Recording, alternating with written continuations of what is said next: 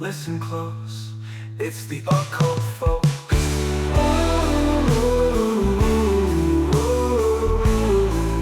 It's the occult folks.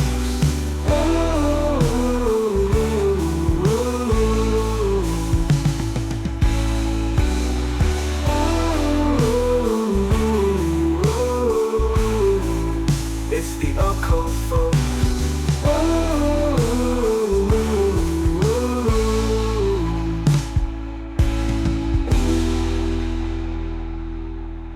Welcome to the show. Today we have Ronnie Pontiac. And I just want to say thank you so much for taking the time to be here. It's an honor. Just want to give you the floor to tell us a little bit about yourself and what kind of led you down the path of the kind of research that you kind of wound up getting into throughout your life. As a kid, teenager, I was a criminal. I had a racist, nihilist band. Um, I was really into lying and stealing and violence. There was a lot of violence around me. Um, I was surprised to find out how popular taking that stance was. I was 17 at the time, and I went from being this powerless runt, Mm-hmm. immigrant kid. I mean, I was born here, but my parents weren't. And I was constantly beat up and at school and totally ignored at home and not even allowed to socialize because my parents were afraid of Americans, pretty much. And Yeah. so I found myself through music and through letting out my inner demons. I found myself popular and powerful. And I was very fortunate that nobody got seriously injured, including me, with all the things that I was doing and the people around me were doing. I fell in love. I was at a terrible club that even that club didn't want me there. They would tolerate me because I spent so much on liquor, and but they knew that I was violent. And there was a girl there that shouldn't have been there, and she chose me. I guess I was the scariest looking enemy villain there, and she wanted me to protect her from these other guys who were had some bad plans, and I did. And there's something that happened, there's the first person that ever asked me, it brought out something chivalrous in me. And she was so cool. She was this totally honest, cool person. I wound up spending my whole life with her. And I was still, however, after that, I was still a liar and I was still a cheat and I was still a thief. I just wasn't as violent. But then I ran into a book called The Secret Teachings of All Ages. Actually, the copy that I got was the symbolic outline with a very long title. Wow. And it was by Manly Hall. And just reading it blew my mind. Even the dedication, which is to the rational soul of the world, blew my mind because I thought the world was a chaotic zone of nothingness. Yeah. And I thought anybody who believed otherwise was a fool. But something about the way that was worded got to me. And then as I read this history of all these different people exploring and discovering the same things essentially and expressing them in different ways and risking their lives to do it, and many of them, and also risking their lives to write it down so that we would have it. It just really moved me and it transformed me in many ways. And then I was lucky enough to find out that he was still alive and was lecturing on Sunday mornings not far from where I lived.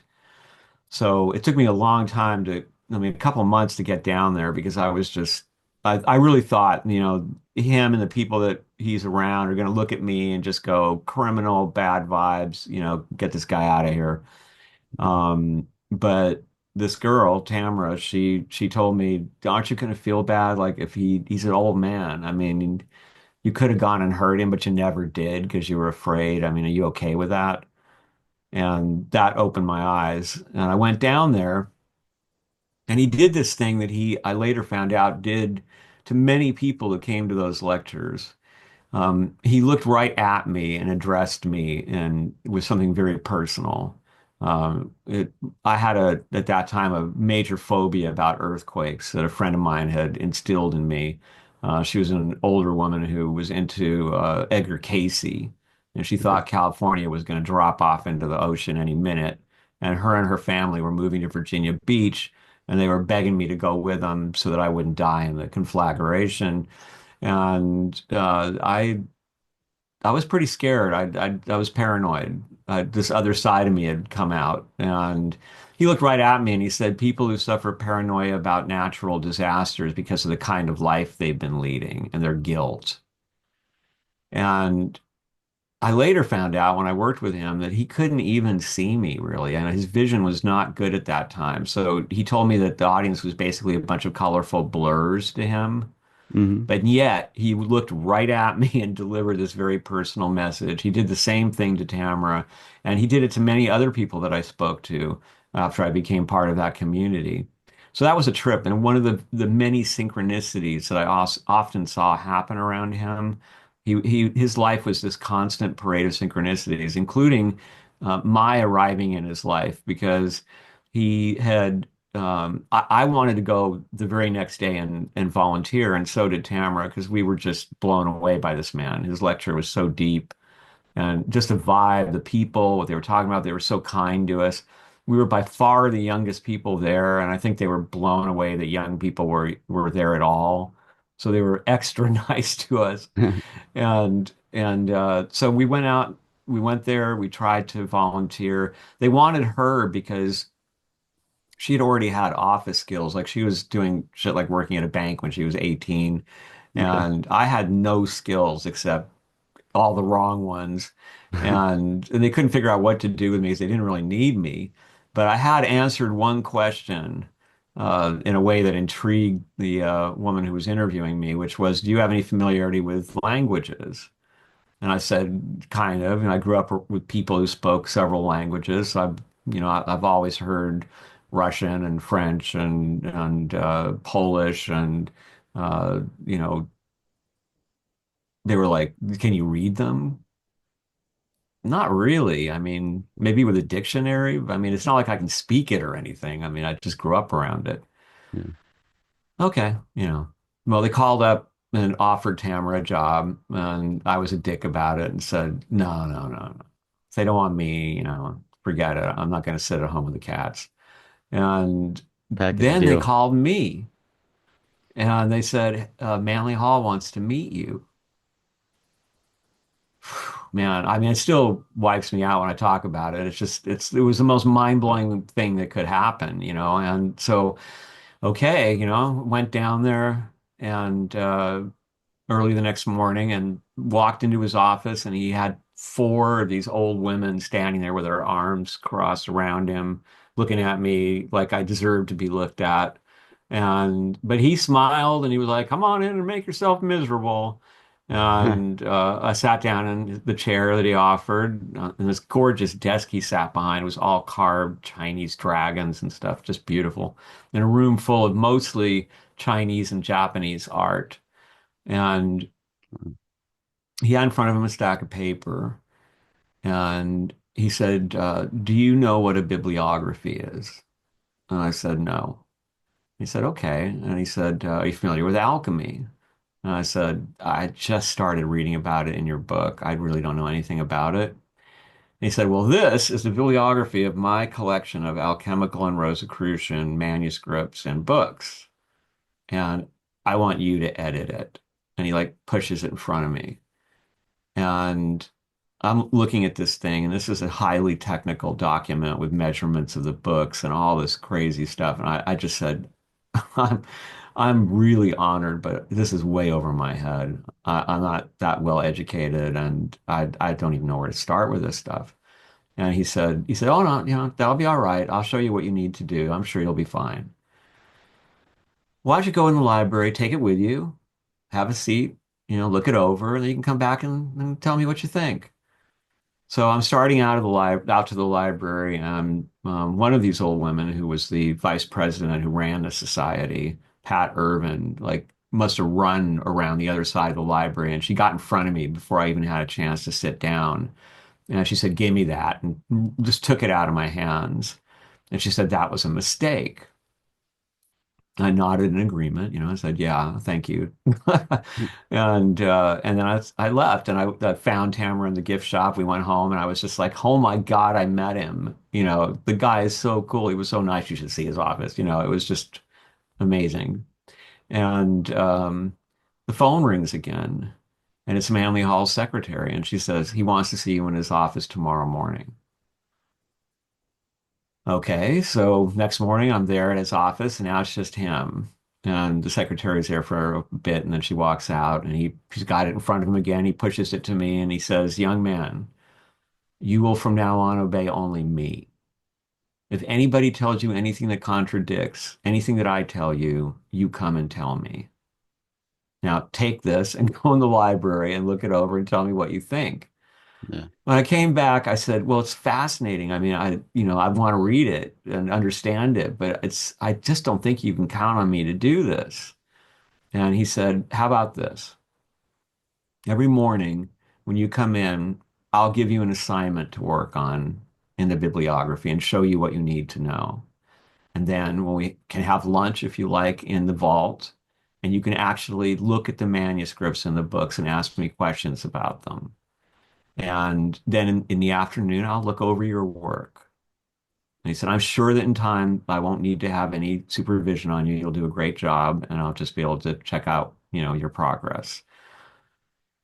Well, I have to say yes to that because first to be mentored by him like that, and then his, you work only for me was something that really made me feel loyalty, and I wanted uh, to be there for him because he gave me such an unbelievable privilege. And then above all, really, to be able to be in that vault with all those amazing books and manuscripts and to have him sitting right there and being able to ask, he's welcoming these questions. Hmm. Yeah, so I did it, and Wow. that started 7 years of working with him. I was his research assistant because he liked the work that I did so much on the alchemical bibliography that he just kept me working on things. Wow. And eventually I became his screener, which was an intense education and damage done by metaphysical pursuits and other religious pursuits. And I also became his designated substitute lecturer. So if he felt too ill to lecture on a Sunday morning, they'd call me. Wow. And so that was also an amazing experience, especially the first one, because I was a kid and they were expecting him, and I come walking up there and they're just, what in the world? But I had seen him give so many lectures, and I was steeped and immersed in the same work that he was doing. And I did my 90 minutes without any notes, and people loved it. And so that's why I became the designated substitute. And we became friends. He used to invite Tamara and I over to have dinner at the house, or he would take us to his favorite restaurant. And we would sit with him and his wife, Marie, and spent many hours with him and with his wife talking in their living room about all sorts of stuff. And they actually were the ones that convinced us to get married because we were still pretty rebellious in many ways, and we just thought marriage was bullshit, and we Yeah. didn't want to be involved in anything like that. And but here he was saying, actually, what happened was one day he said, I need to see you and Tamara. And so we came in, and Marie was standing there, and they had our astrological charts. And they said, we're looking at your charts, and we've picked out two marriage dates for you. And I was like, well, yeah, but we don't want to get married. And also, there's no way, my family, I mean, just forget it. But thank you, awesome. Yeah. And he said, okay, okay. He said, well, what if I do the ceremony? Well, in Wow. my backyard. Okay, let's get back to you about it. And then we just went home and talked about it. And we just thought, if you have the opportunity to have Manly Hall marry you in his backyard on a date that he and his wife picked, you do it. Yeah. Yeah, so they were amazing. And then finally, at the end of That's our incredible. friendship, he said, it's time for you to go. Everybody's going to start dying around here, including me, and I don't want you to be here when the ensuing power struggle occurs, which was a nightmare. just a tragedy, really, what happened there. And it was really an incredible act of kindness that I resisted for as long as I could, thinking he was testing my loyalty. But eventually, things happened involving the person that Tamara, I think, probably did murder him, although no one is certain whether he was murdered or not. But we had Hmm. warned him, we had screened this person, and we immediately got a bad vibe, and we just said, this is a manipulative, weird guy. Yeah. But this guy was creative and he was a force of, nature in their lives, bringing healing and computers and volunteers into their personal lives, introduced them to organic food and he kind of took over, and so then it was really time to go because there was just we couldn't help and we could see what was happening and it was just all very awful. But that's how I got started. The books all come from there, from work that started back then because Tamara and I never stopped researching. Hmm. We were in a band that would tour and we would go to bookstores and any kind of shops that we might be able to find antiquarian things in and during the day and then play gigs at night. And we would find, wonderful old books. We were researching specific things that we were super curious about. And since then, like especially starting in the 2000s, there's been an explosion of academic study of esoterica that's just awesome. And I was really lucky to get in there early at a time when Google and Amazon would let you search all the academic books all the way through, so I could read all these ridiculously expensive books. And I was also I ignored all the esoteric people who told me don't talk to the academics. They're really mean. They hate amateurs. They're going to just give you trouble. And I didn't do that. I just reached out, to everyone that I Yeah. had a question and I said, can you help me understand this or do you have access to this book? And I got helped so much. I mean, they were so great to me. I still have great friends among them. And that whole world was such a revelation. It changed a lot of what I'd learned from Manly Hall about things. But at the same time, the way it changed them was so exciting. And since I couldn't do what I really wanted to do, which was to go show him these books and to say, look at this, man. I thought, well, let's write this stuff down so that people like us who are interested in these things, who might be reading Manly Hall or Blavatsky or all kinds of writers, but don't know that there's been this revolution, can have access to this new information and get a clearer, although still unclear, picture of what was going on historically. Man, that's incredible. I mean, uh, having that kind of experience under somebody like Manly P. Hall, I can't even imagine how that catapults you into your own creation. Um, so tell me, walk me through that, how that kind of got started, where you stopped working for him and you started writing your own stuff. That was a long process because in the beginning, when he asked me to leave, I kept coming to him and saying, well, like for instance, I had gotten into Harvard grad school, Hmm. and I said, well, what if I go to Harvard and I get a degree and I come back and then I use that degree to help legitimize your work in the PRS? And he was like, no, no, no, that's not right for you. Okay, and then my parents wanted me to do this and other people asked me to do that. And so I kept bringing it to him and he kept, No. And I thought, well, maybe this is a dance, like I'm not really supposed to leave. Yeah. And I don't know if he just got sick of it or what happened, but I came in the last time and I said, what about music? Like before I met you, I was a musician. Maybe I should be a musician again. And this time he nodded, which really surprised me because he did not approve of modern music, really. He thought that he basically thought that they were using the techniques of the mysteries, lighting and smoke and intoxication and, music and loud proclamations. And they were opening up the psychic centers of their fans, all the bands, but they weren't giving them anything. They were basically just there to get paid and laid. So these kids were being sent out into the world uninitiated but opened. And he thought that caused a lot of suffering. And Yeah. so um, he didn't really like loud guitars. So that's the kind of music that I was playing. But that was what he said, Mhm. and that was really amazing because that turned out to be a whole nother thing. So I went back thinking I have to represent, the mysteries in Manly Hall in the music industry. And this is a time when the music industry was just at the worst, like this was like, I mean, Motley Crue was like ruling the universe. It Oh my was gosh. everybody was just, it was dumb and like Yeah. loud, and there was gazillions of musicians that wanted to be dumb and loud and get lots of girls. And Yeah. I went through so many musicians, just like it was like, damn, these guys are stupid. And that's okay. You can have a dumb band, but Yeah. you got to be free to be smart. And these guys don't want to be smart. They don't want anything smart in the band either.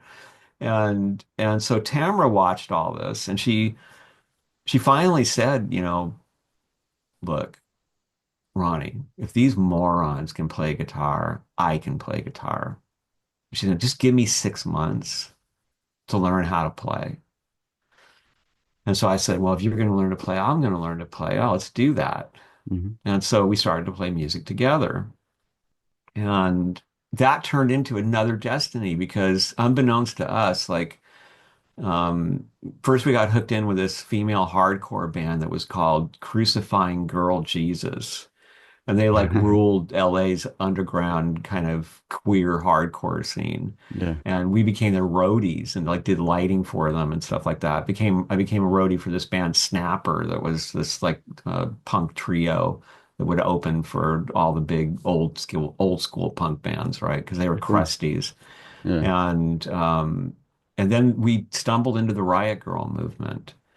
And and that really blew our minds. I mean, we met some brilliant people. We were just, and the things they were doing, they were like totally outside the business, but they were putting on these big shows, and they had big bands, and it was all women putting on these shows and Mhm. mostly female bands. And shows were so different. You'd come into the show, and the whole deal was people passing out zines.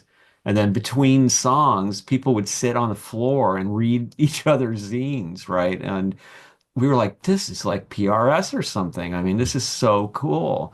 Yeah. And we learned so much. We learned a lot about, I mean, I certainly, my whole view of how women exist in society was revolutionized. I mean, sitting through workshops, listening to all these young women talking about how abused they were and just, I mean, Yeah. it was a real eye opener that changed my life and my behavior completely.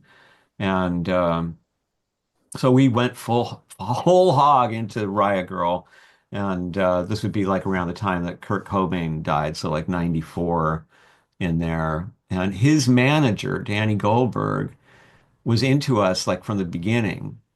He loved where Tamara was at in particular. And he kept trying to sign us, but we totally bought the Kill Rock Stars commie thing. We were just like, no, man, we're DIY and we're going to own all our own shit. And we don't want any corporate involvement, which on one level was awesome. Yeah. And we still own all our own shit, and like we have friends who got signed and they don't even own their band names anymore. But Yeah. but on the other hand, we could have worked with people, amazing people like Danny Goldberg, and really been visible and gone out in the world and had adventures. And we had adventures, but they were us and a couple of rented vans, like 30 states in 30 days. Do not do that, by the way. That was Yeah. that was a hell of an experience. But yeah, so that went on, and like I was telling you, we were going to these bookstores and during the day and looking for books. Like nobody knew we were into metaphysics, although strangely, we often were confessed to by people who just kind of felt synchronistically like they could admit that they were into astrology or tarot or something to us, and those were not cool things amongst most of the punk rockers. Um, Yeah. but we were still interested.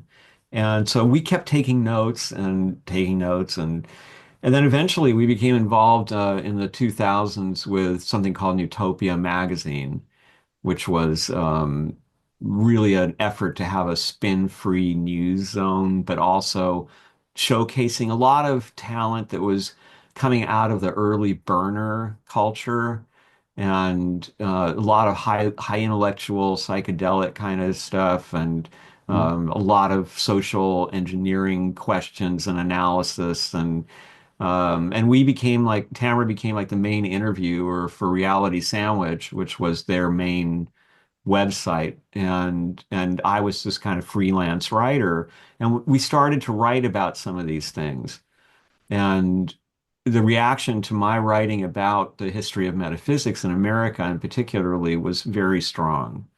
So we started figuring, and friends of ours were telling us, our old mentors, some of those who had survived from PRS, they were telling us, man, I'm going to check out, soon. And you guys, let me tell you this from feeling the breath of death on my neck. Do your work, like write down. Like he turned around to Tamara and he said, write down your relationship with Manly Hall because you had an incredible friendship with him. It's a unique angle on him. So she did, and that book was published by Inner Traditions. And for me, he said all that stuff about American history and how wrong it is and how much metaphysics there is woven all the way through it. You've got to write that down. Finally, COVID hit. We had nothing to do. We were on lockdown. And we were going through some situations where there were people that were dying in our lives, some of our mentors, and we mhm. just really felt it, man. We just started to write, and really, it was like a fever. I mean, we would write all day and into the night, and working on two, three books at once. A book that we worked on together, and then books that we did separately. And we didn't expect, like who's going to publish this stuff. Yeah. Didn't think we could find anybody. And at first we couldn't. Not that we tried very hard, but we did, just say we got these books. Is anybody interested? And but it turned out that Inner Traditions really loved our work, and so they put out our books. They're putting out another one of my books around Christmas, and and then Incredible. from that podcast happened. So we started to do interviews. She's very it was weird for her because she was the face of our band. Everybody wanted to interview her and nobody wanted to interview me, which was great. I like just being a guitar player. Yeah. And then but when she got on podcasts, she was like the punk rock side of her was like wanting to say to some of these podcasters, "Oh, fuck you, man, with your pretentious bullshit," whatever. But she felt like she couldn't do it because she was representing Manly Hall. Hmm. So they weren't very pleasant experiences for her. She was always like, "Damn, I can't be myself." But for me, I could be myself. So, um, yeah, and then it caught on. I mean, man, it's been weird. I thought I'd only be doing a few of them, and I've done over 100 of them since my book came out in 2023, and it just keeps going. So that's people seem to find it helpful, and that's a big motivator to me. Oh yeah. I mean, I can't imagine just, going around the country like that, as a musician, kind of picking up information along bookstores as you go. It's got to be a pretty fun experience. It's so Um, cool. Now, so it did you? wasn't as good as I had one of my mentors, the guy who told us do this before you die. His name was Art Johnson. He was this Mhm. incredible guitar player. He played guitar for Lena Horne and for all kinds of amazing bands and artists. And he was also Manly Hall's audio engineer. All those Manly Hall lectures that we listened to on YouTube, he recorded most of them. And he was often Manly Hall's driver if Marie wasn't around to drive him. But he used to do this like back in the 60s and 70s when he was playing with big bands. So he found like incredible stuff. I mean, Tamara and I found some nice things, but he had a collection that was Wow. unreal. And he was, of course, surrounded with people who were into talking about Nietzsche and taking acid and all this. So it was really cool. So that's like, I look at that and go, now that was the golden age right there. Yeah. Although Manly Hall used to tell me stories about going to get books and manuscripts in Europe. And this was between the wars.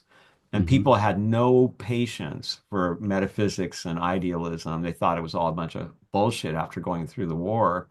And he said that he would go sometimes into back rooms at bookstores and they would have a pile of books that today would be worth like thousands and thousands of dollars each, Yeah. but they thought they were trash. So he would just pick out the ones he wanted and they'd box them up and they'd ship them to LA for the PRS. So that Wow. was really the golden age for collecting. And that's really what part of the motivation for the secret teachings of all ages was Mm-hmm. this. He found all these treasures and he saw how close they were to being lost forever. And he wanted to put them together in a format that would preserve them for the future, just like this big compilation of them. And that's really what the alchemical bibliography was the record of those books and manuscripts that he bought in those days when he was still young. Yeah. What was kind of your intro or inspiration behind the American history and metaphysical side of that, the origins? Yeah, that was sitting in the vault with him having lunch one day, and there was this big leather book that was on the bottom shelf, and it said The Platonist. Hmm. And I said, "What's that?" Because it wasn't in the bibliography. He said, "Oh, that's a good one. You should check that out." So I picked it up and I opened it, and it blew my mind because it was a newspaper. It was a newspaper called The Platonist that was published around the time of the gunfight at the OK Corral in a town just outside St. Louis, when St. Louis was still a cow town and was still considered the Western frontier. And I asked him, what is this? Like, who would do this? Like, why would there be a newspaper about Plato in a town full of cowboys? Yeah. And he had to admit that he didn't know much about it himself, that this was a mysterious item. And he knew that Alexander Wilder, one of the writers, had been associated with Madame Blavatsky, and he was the editor actually of Isis Unveiled, and was also an author of esoteric books himself. But he didn't know much about what else was going on there, how it had happened, or so that really struck my imagination. And I first I in here in LA, I went looking at all the college libraries and the big libraries, just trying to find any information about it, Yeah. and could hardly find anything. I eventually found a little book published around 1962, I think it was, that was called Platonism in the Midwest. But it really caused me to have more questions than it answered. But it did give me some information about the guy behind the Platonist, whose name was Thomas Johnson. And then when academia exploded, accidentally, right, in a way, because everybody was studying this guy, Thomas Johnson, off in other corners of his life. And it turned out that he was an important vice president of the Theosophical Society early on. It turned out even more intense that he was the head of the Western Order of the Hermetic Brotherhood of Luxor. And then also he was a publisher of the Platonist and a friend with the New England transcendentalists like Emerson and the rest who were really deeply into Plato. And so they loved his translations. And as I studied the Platonist, because the most amazing thing was that one day Tamara and I were out. I don't remember what we were doing. I think we had gone to a sushi restaurant on Sunset Boulevard, not far from where we lived. And there was a store right across from the Whiskey A Go-Go back in the day that was called the Hippocampus. And it had been run by this woman who, really amazing woman.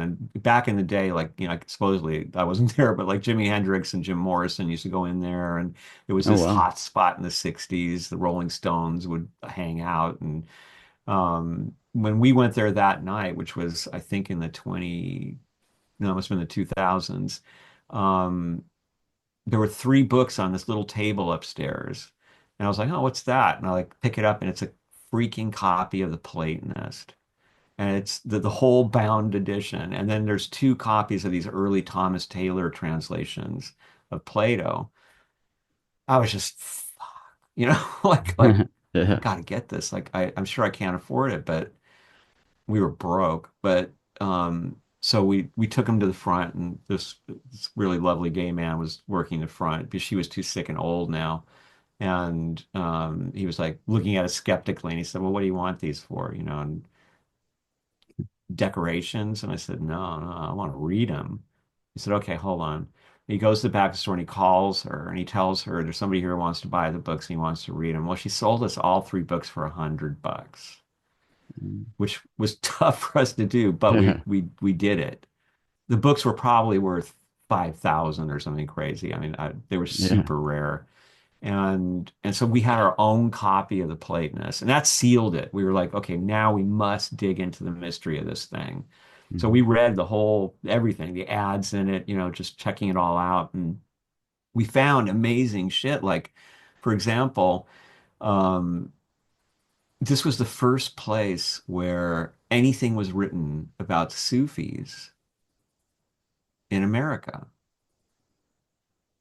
Also, Abner Doubleday, who did not discover baseball, but many people try to say that he did, but who was the Civil War general who fired the first shot for the Union side at Fort Sumter when the Civil War started.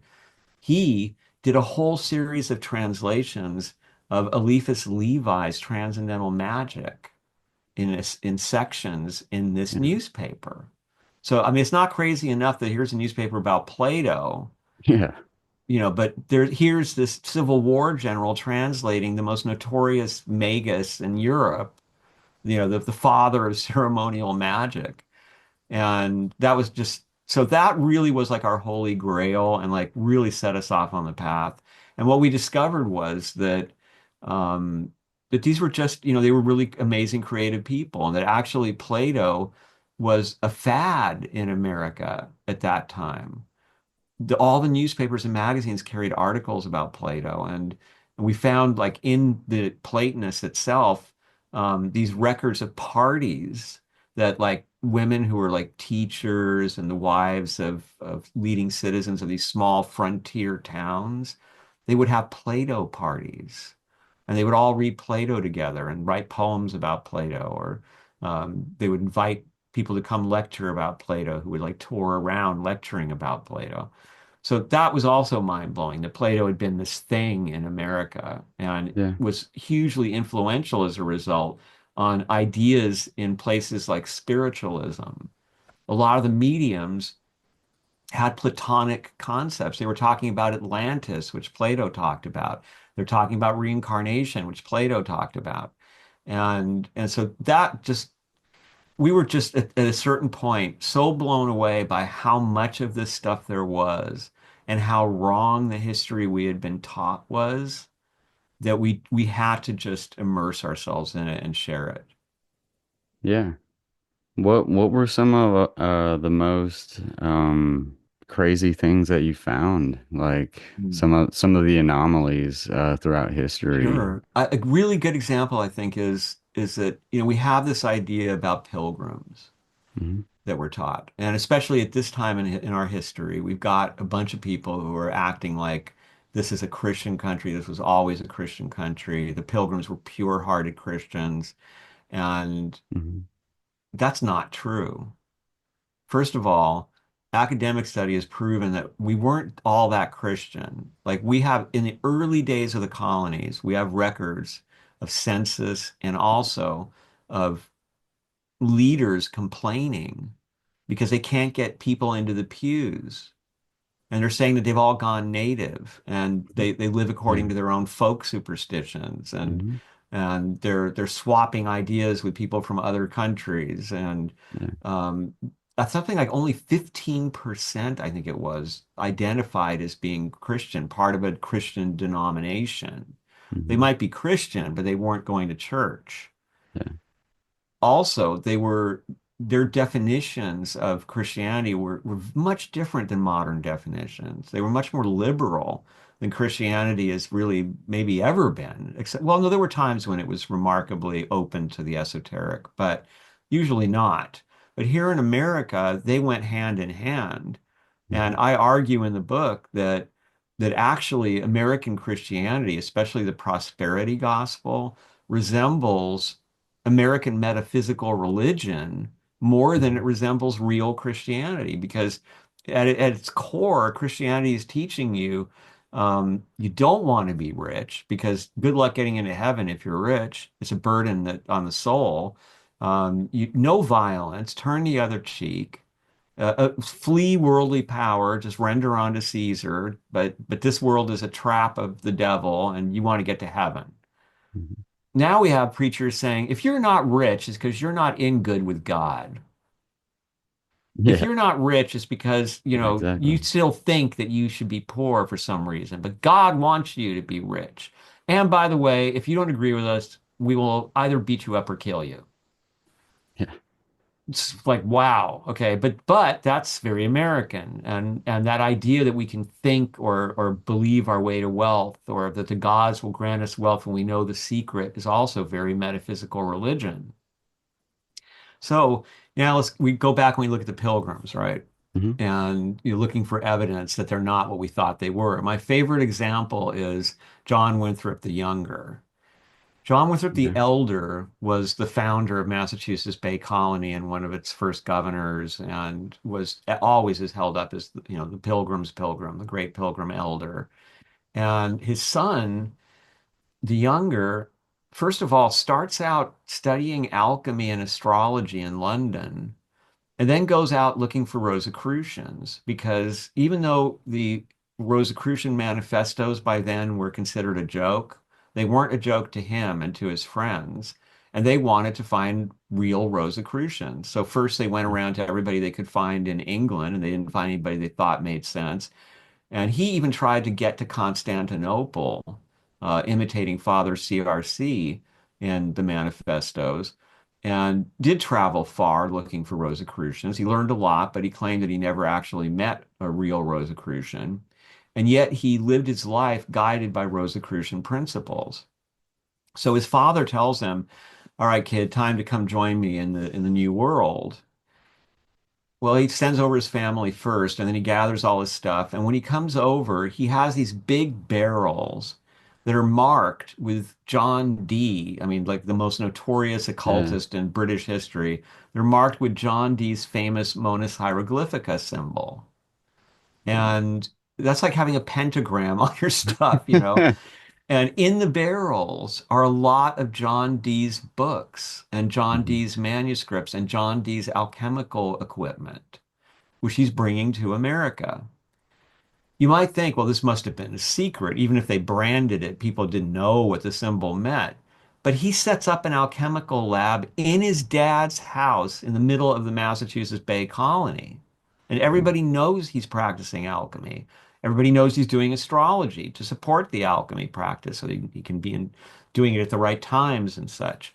And his Mhm. father is encouraging him, find some medicines, make some gold. This is great. Yeah.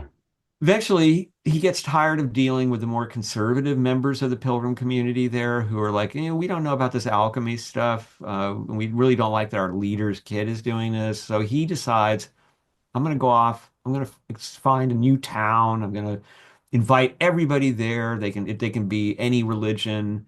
I'm going to experiment with science and astronomy. I'm going to become what was called a celestial intelligencer at that time. The celestial intelligencers were almost like internet hubs.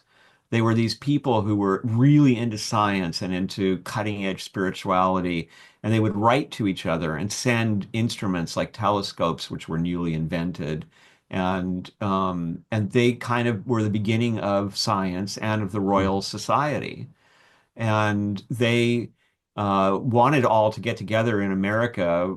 He was trying to organize this to create something called the College of Light, which was a Rosicrucian idea, where the most brilliant minds from all around the world would be in one place, and they would all work together for the benefit of humanity, and they would train a new generation of geniuses.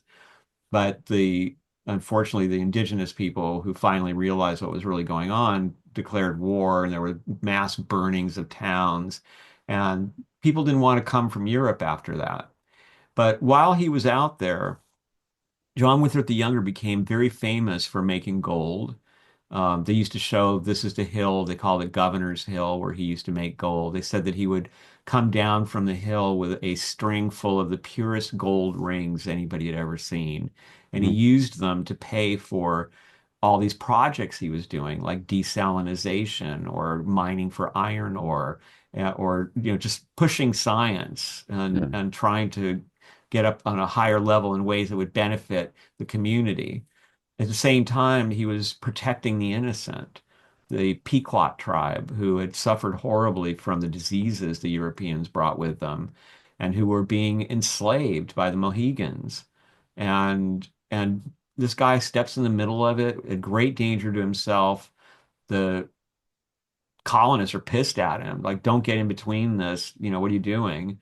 But Yeah. he spends years working with this poor tribe, protecting them, earning back their rights, their names, which have been taken from them, and eventually independence from the Pequots. Sorry, from the Mohegans. Mhm. And so he also protects his own people. So when the king says, I need soldiers for war, he says, well, I need them for the factory. And you want the stuff the factory is making, right? You need this iron ore. So I need my guys. And he was famous for ignoring the orders to muster troops. He didn't want to send anybody into battle. Yeah. He became so famous as a healer that if people had the money and they had the strength to cross the Atlantic, they would come to be healed by him. And he had all these alchemical medicines. He was such a popular healer that he became like the doctor for the whole Connecticut territory. And he Wow. recruited cunning women and midwives and nurses and taught them, if they have this symptom, that you give them the medicine in this color of packet. And he had multiple colors of packets with these medicines he'd invented that were apparently so effective that people relied on him as their source of healing. Eventually, he became one of the earliest governors of Connecticut. Oh, wow. And then here's another mind-blowing thing. So Cotton Mather, who is really held up as, he attacked the witches. He was somebody that was, really puritanical. Well, he eulogized John Winthrop the Younger, and he called him Hermes Christianus, the Christian Hermes. Whoa. Now, that is not pilgrim, like the way we think of pilgrims. I mean, there's no Yeah. way to get anything but pagan out of Hermes. It's Yeah. either Hermes the Greek god or it's Hermes thrice great. And that Hermes, saying that that's like a great thing to say about your friend, man, he was the Christian Hermes, tells you something about how different the pilgrims really were from what we thought or were taught that they were. Yeah. And even further, as I dug into Cotton Mather, I found that he had written in a book that magic is a divine art, and that the hermetics and astrology and all that is fine for the elite, for the intellectual elite. That's who it's for. It's just not for the average person who should just read the Bible. So this is a just one little, story basically Hmm. from many, many stories in the book that illustrate how steeped in the esoteric America was, even in those very early days. As you see this governor of Connecticut and son of Massachusetts Bay Colony's governor, he's a Rosicrucian. He's practicing alchemy, alchemical healing. He's way into Paracelsus. He's doing astrology. I mean, he knows about the Kabbalah. He's in the Western esoteric tradition. Yeah. I mean, it's kind of wild just how that kind of side of things is not shown from that period. I mean, was there any other like known alchemists in America at that time period Oh or yeah, before? yeah. Oh, In there were. fact, in those days, the very early days of Harvard and of Hmm. Yale, they had alchemical laboratories at those schools, Wow. And what and time that was period part was of the this? course. This would be like in the 1600s. Okay. And then you also have a president of Yale University who becomes acquainted with a traveling Kabbalist teacher who teaches him the Kabbalah and who is so impressed by it that he then tells the presidents of all the other colleges that they should all work together to create a course in Kabbalah that should be taught in every university. That's how into it they were. Yeah. And then you've got so many individuals, because for instance, in the circle of John Winthrop the Younger, you had all kinds of people in America and in England who were each experts in different ways. And even if you go earlier and you go Mhm. to Sir Walter Raleigh's first colonies, right? I mean, he's the guy who names Virginia after Queen Elizabeth I. And first, if you dig into Walter Raleigh, it was a trip. He, in his book, History of the World, he writes about the Western esoteric tradition. He says magicians are really what they used to call sages. And he says every society has had them. He says the Babylonians have the Chaldeans, the Egyptians have their priests, the Greeks have their philosophers and their mysteries. And he says this magic is really a divine art, it's religion. So he was very well trained in those ideas, and he was actually a good friend of John Dee. So of course he was. Yeah. And so when Raleigh is getting ready to do these colonies, he sends over a first party that includes a guy by the name of Thomas Harriot. And Harriot is one of the first scientists. He was an amazing scientist, and they called him a Satanist. They thought he was practicing witchcraft because he figured out how to use pipes to make water flow more efficiently, and just all kinds of inventions in navigation that revolutionized English navigation and made it superior to the Spanish. And um, very inventive, amazing person. But his alchemical laboratory on the beach in Virginia was discovered by archaeologists not too long ago. They actually found remnants of alembics, and Oh, wow. he apparently had set up the lab right there on the beach. And he brought with him this Jewish man who was going to be doing the drawings of the native people and of the plants and such. And he came from a family that were longtime practitioners of the Kabbalah. And so he was talking to Harriot about Kabbalah while Harriot was inventing the first telescopes. And Harriot was the first person to actually map out the surface of the moon. Um, all these things got them in trouble and eventually got Raleigh's head cut off because they were seen as being witches and satanic. And of course, partially because King James was very nervous about anybody left over from the time of Queen Elizabeth. And the Spanish hated Raleigh with a passion, and some historians believe that they demanded that his head be cut off. But there again, we see the esotericism. The guy who sent the people was well steeped in European metaphysical religion. The people he sent were, one was a Kabbalist, the other one was an alchemist. Mhm. So it's there right away. And even earlier than that, when the Dutch came here, they brought alchemists and astrologers with them. So this has been Yeah. here as early as anything else, including Christianity. It was here right in the beginning, and it continues. It was a very steady influence.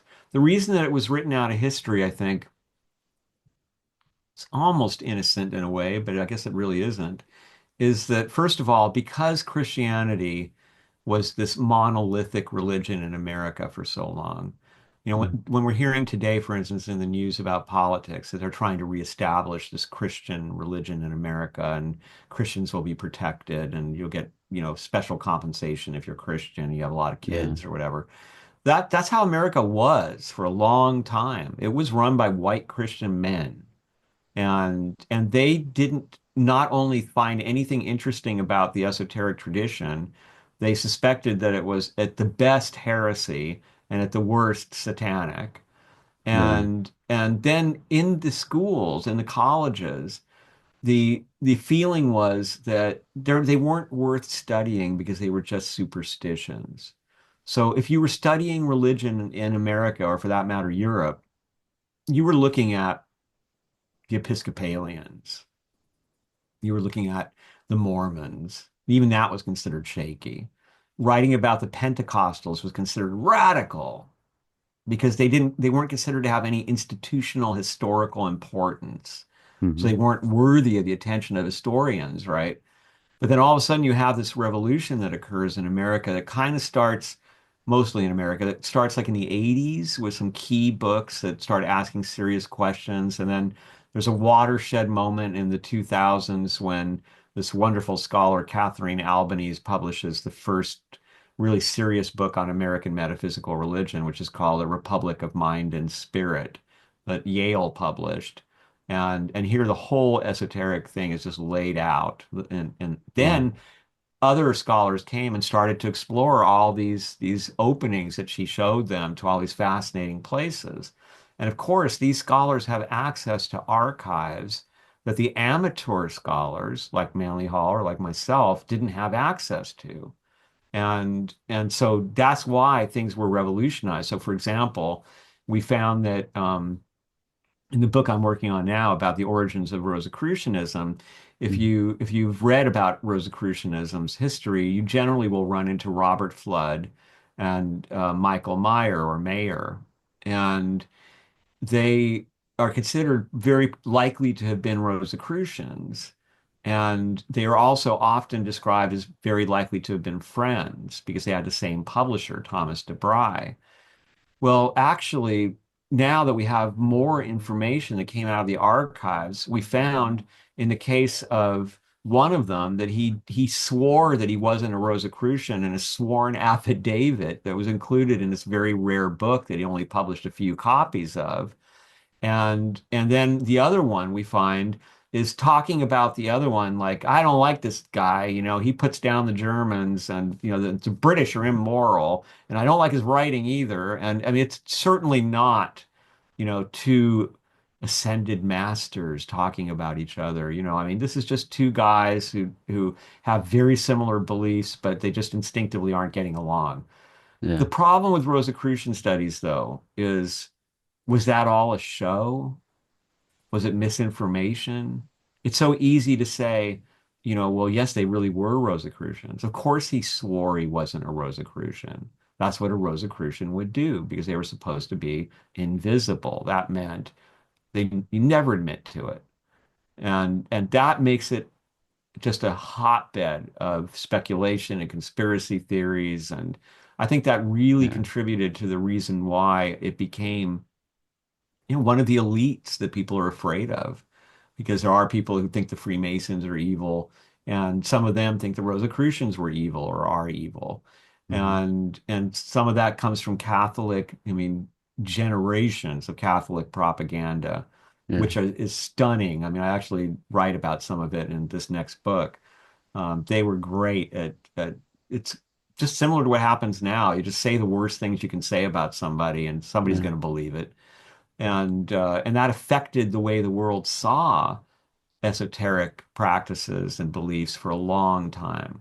It still does, obviously. I mean, Yeah. even though it's this huge thing that's exploding across social media, and there's a whole new generation or two of people who are entering it with far less shame than earlier generations. I remember when I interviewed Mary Greer, who's this incredible tarot expert, for that book about her early days in Florida in the 1960s. She said that she couldn't even find a tarot deck Oh, wow. at anywhere, and she also said that it's not something you would admit because it meant that you were nuts. You were just kind of weird person if you were interested in that stuff. And now you have people whose whole social media presence is built around, I can teach you tarot or I can do tarot for you and or let's, share our experiments. So that's really exciting. And Yeah. yet, in the mainstream, it's still treated like it's a joke, like it's superstition or it doesn't stand up to real religions.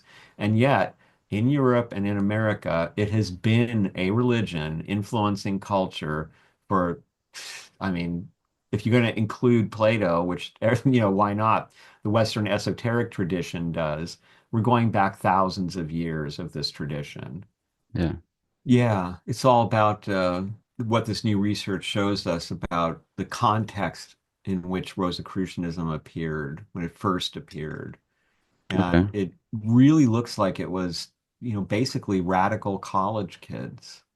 Mm-hmm. It's very possible that those manifestos were revolutionary statements. They were also satire, Yeah. and they were not. I mean, for instance, there are academics today that argue that Father CRC, the revered leader of Rosicrucianism, was really a caricature of John Dee. Old dude with a Yeah. big beard, and Mm-hmm. so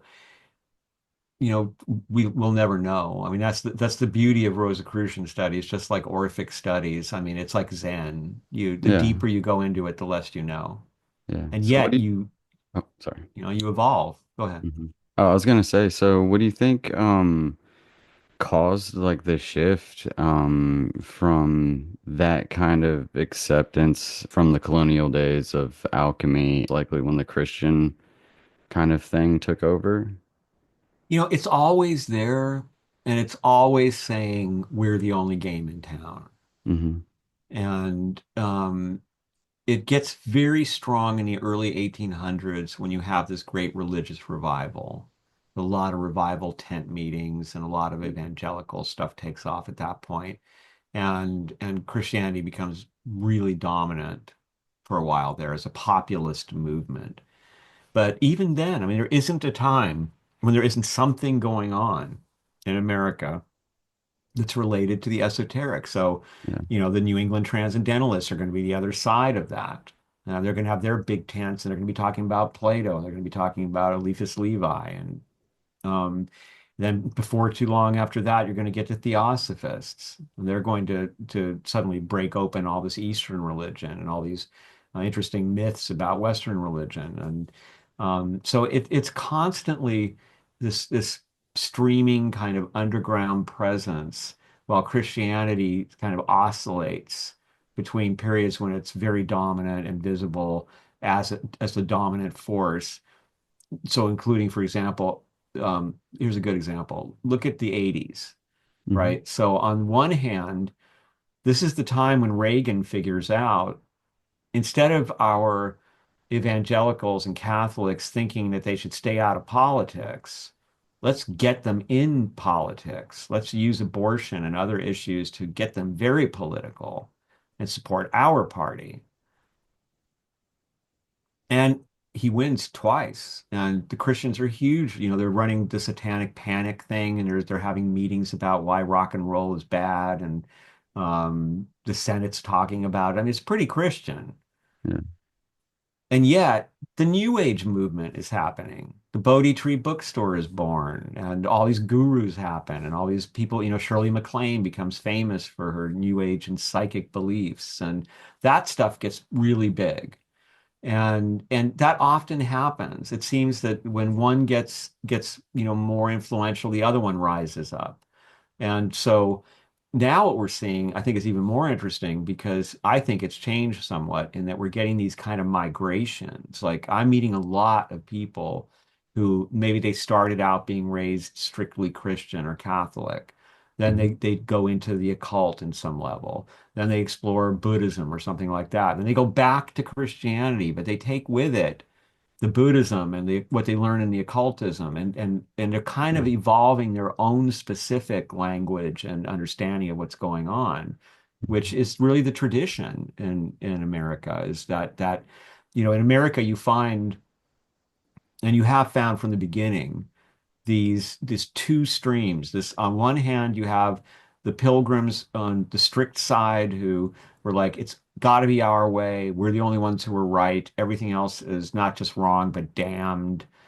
And then on the other side, you've got people like Thomas Morton, the pagan pilgrim, who was the principal competitor of the first pilgrims, who was fascinated by other people's beliefs, who would have big parties and tell everybody, let's talk about our dreams and what they mean. Let's talk about what we believe in our religions. Let's talk about how we take care of our old and our young and learn from each other. And that's always been here too. And it's like this kind of split personality America has between Yeah. this truly inclusive diverse America where we're hybriding religions all the time, and this other America where it's very strict and it has to be this way and that's the only right way. And somehow the feeling that that these two camps must be enemies, which they really are the same thing. I mean, it's really Yeah. people pursuing with passion, knowledge of their spiritual selves and of the world, and they actually could, I think, be very helpful to each other with their knowledge. And um, but I think that's partially engineered in because if that happens, it's hard to keep, your gigantic crystal cathedral going if you don't have everybody absolutely obedient to you and giving all the money to you. And esoteric traditions are notoriously independent, right? I mean, like we want to be on our own figuring this stuff out. And we might Mhm. have teachers like I did, but we also spent a lot of time off on our own. Yeah. In the 1950s, there was a crisis about this very thing. Because in academia, there was the feeling that people who do this, who kind of put together their own religions from pieces of other things, they call that bricolage. It's like doing collages. Hmm. And they also called it Sheilaism because Sheila was the nickname they gave this woman who they were using in a scientific study of how this works. Like Sheila was really causing a lot of anxiety to social scientists in the 1950s because she said things like, well, I take a little bit from Christianity and a little bit from yoga and a little bit from this. And they were like saying, this will destroy society.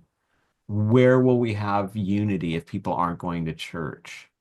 And when Sheila eventually faces the real horrors of life, like death, she will discover that her little bricolage is nothing.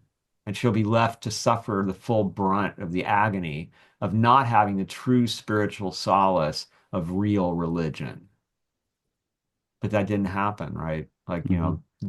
the Sheilas have multiplied since then, and they've Yeah. lived full lives, and they've faced death, and they faced, I mean, hell, man, you can, go on any social media and you'll see people with bricolaged religion who are telling you about their friend who died and reading tarot cards about, or looking at the astrology of when it happened, or it does help, and it does connect people to real spiritual stability.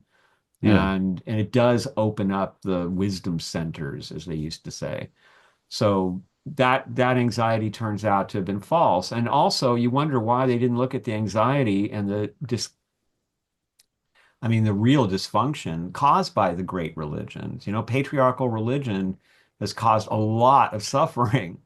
Hmm. So to say that it has some kind of a copyright on wisdom and that everything else is false and is going to lead to bad results was so naive. Like how could so-called scientists, even go for that kind of thinking? But that's Yeah. that's how they grew up, it was their worldview.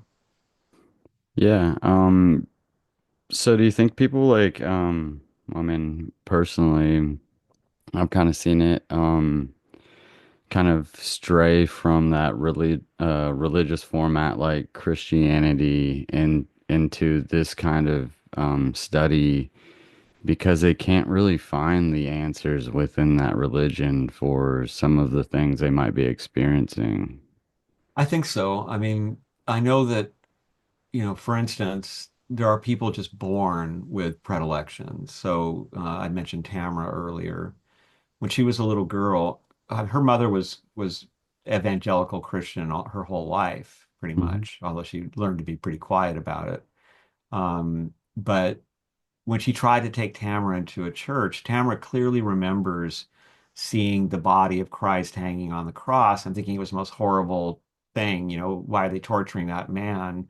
And screaming, like literally just screaming, looking at this horror in the church. And every time until they stopped bringing her to church, right? And she's just a little kid, but she was just like, "Get me out of this murder room," To her, it was a torture chamber. I was somebody also that when I was exposed to patriarchal religions, I just didn't get it. I mean, it rubbed me the wrong way, all of it. I was just like, that's ridiculous, you know. Now there are other people who find great solace in it, and I have also studied Christianity and the other patriarchal religions in my studies because in order to understand Rosicrucianism, you have to understand Christianity and you have to understand Islam, and you've got to get in there and see where people's heads were at and how they were Yeah. raised, and then when you do that, you find we're all talking about the same things. We use different metaphors. And Hmm. I have found some of the most gorgeous language about my experiences of spiritual stability and contact in Christian scriptures, in strictly Islamic scriptures. I mean, these beautiful descriptions of meditative states and of achieving higher awareness. Hmm. And so it always makes me think of William Blake famously said that the Bible was written by poets and that only poets could understand it. I think there's some truth to that in all Yeah. religions. Hmm. Yeah. Manly P. Hall wrote about that. Hmm. Was there anything that you picked up from that off of him? Well, he loved all spiritual paths, all religion. Hmm. He had the utmost respect, and he had deep feelings about all of them. That was one of the things that I found most inspiring about him. And I think I got some of it from him was this Yeah. excitement about knowledge and especially about artistic and spiritual endeavors of humanity. And I watched this 80-year-old man who was, he'd find some new fact or some new story about something he hadn't known about. And he just was glowing with, isn't this beautiful? I can't wait to share it with the people who follow me.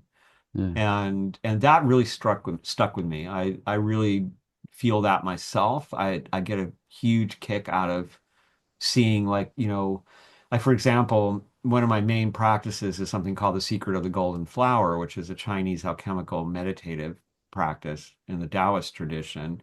Mhm. And it took me a long time to get it. Like I kept working with it and but then I would sometimes stumble across some piece of writing that seemed completely unrelated, something maybe written by a Christian father of the early days of Christianity or something. And then there it was, written in the most beautiful, clear language. And it's so spiritually thrilling when you find that when it's like we're all speaking this language and you see somebody else who spoke it and they were able to express it in this way. So you know that they experienced it too, because you Yeah. had to experience it to be able to express it so accurately. Um, I love that. And so he always felt that the problem with religion, and that's whether it's esoteric or it's traditional, is the hierarchies or the bureaucracies, is people who turn it to their own purposes, who try to either make money or get power from it, and that the ideas, the people, the humility of the real mystics, the real saints, that's where the inspiration lies, and the conformity of every Sunday we do this. If it's done in that way as a dead form, it isn't awakening the soul. Now, maybe it is providing some guidance and it's providing some kind of tranquility and steadiness where it's needed, but you aren't getting those epiphanies, those experiences that transform life, that Yeah. change you from a creature wondering what it's all about to someone who is in love with life and is dancing with the currents of life in a way that's very hard to describe. It sounds silly unless you've experienced what that is like. Yeah. I mean, it's a good way to like kind of look at the world is kind of read into all of these religions. Did he view it or do you view it as maybe like there was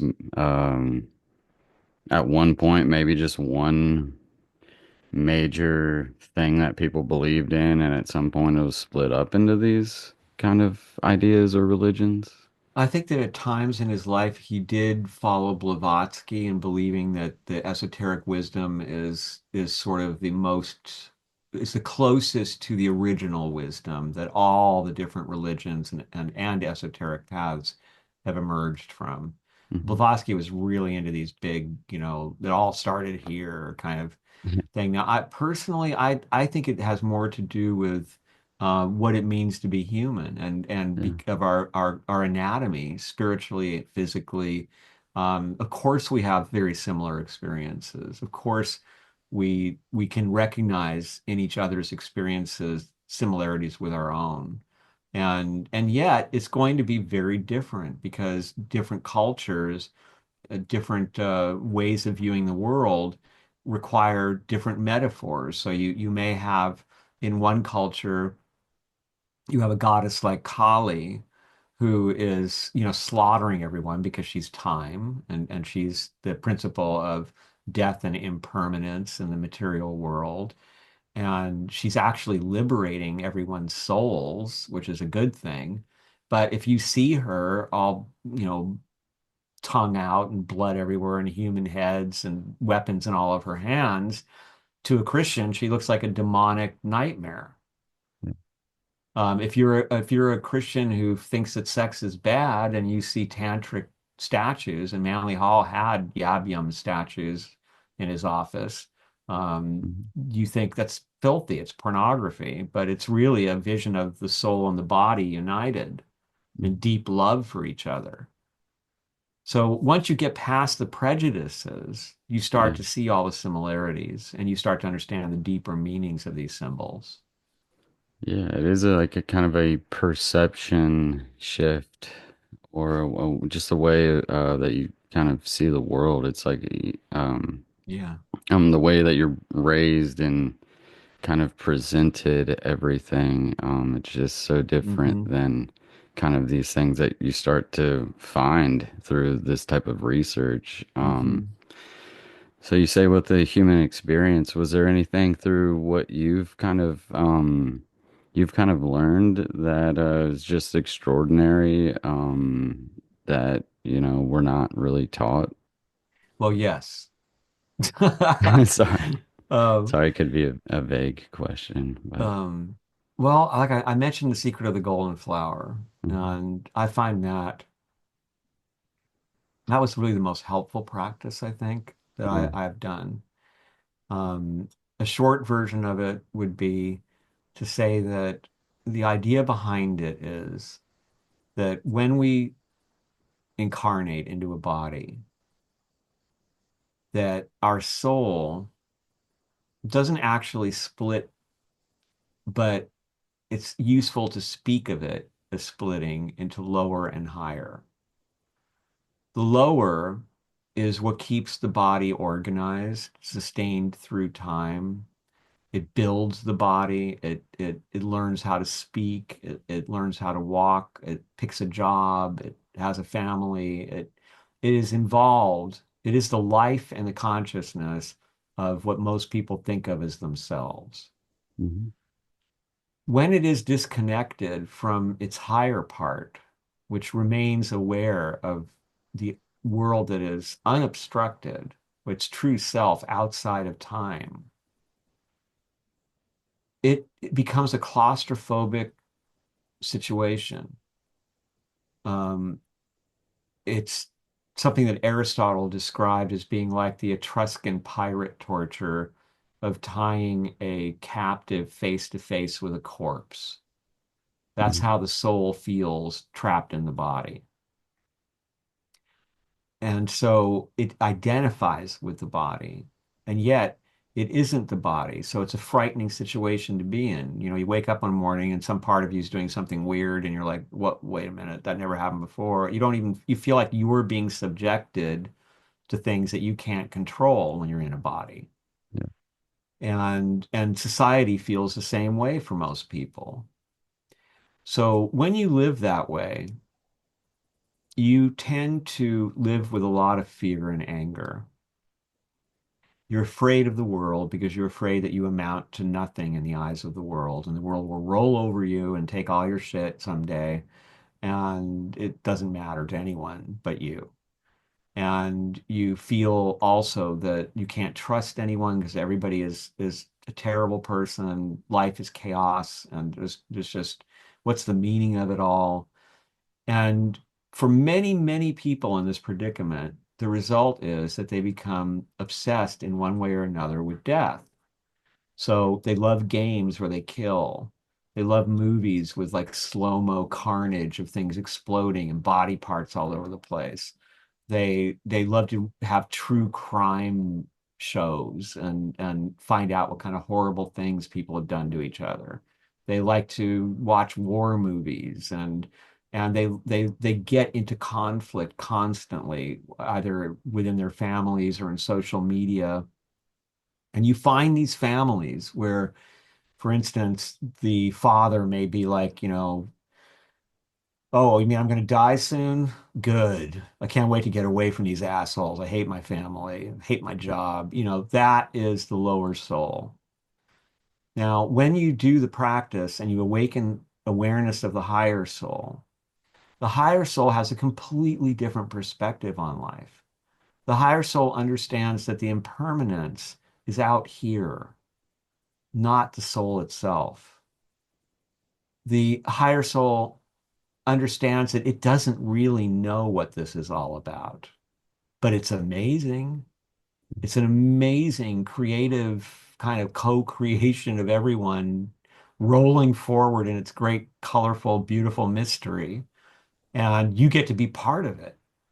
The higher soul can even feel a sense of deep connection with enemies because, hey, we're all here right now in this time and place. And even though you're my enemy, hey, man, you're traveling with me. And that perspective is where you get this feeling of being in the Tao, of dancing with life. That's the perspective that Manly Hall referred to when he talked about the rational soul of the world. And so instead of being filled with fear and anger, you're filled with love because you realize, for example, that the things that you love, the people that you love, the animals that you love, they're impermanent. And so you spend your time making sure they're good and trying to enjoy them and cherishing this miracle, this weird experience that we're all having together.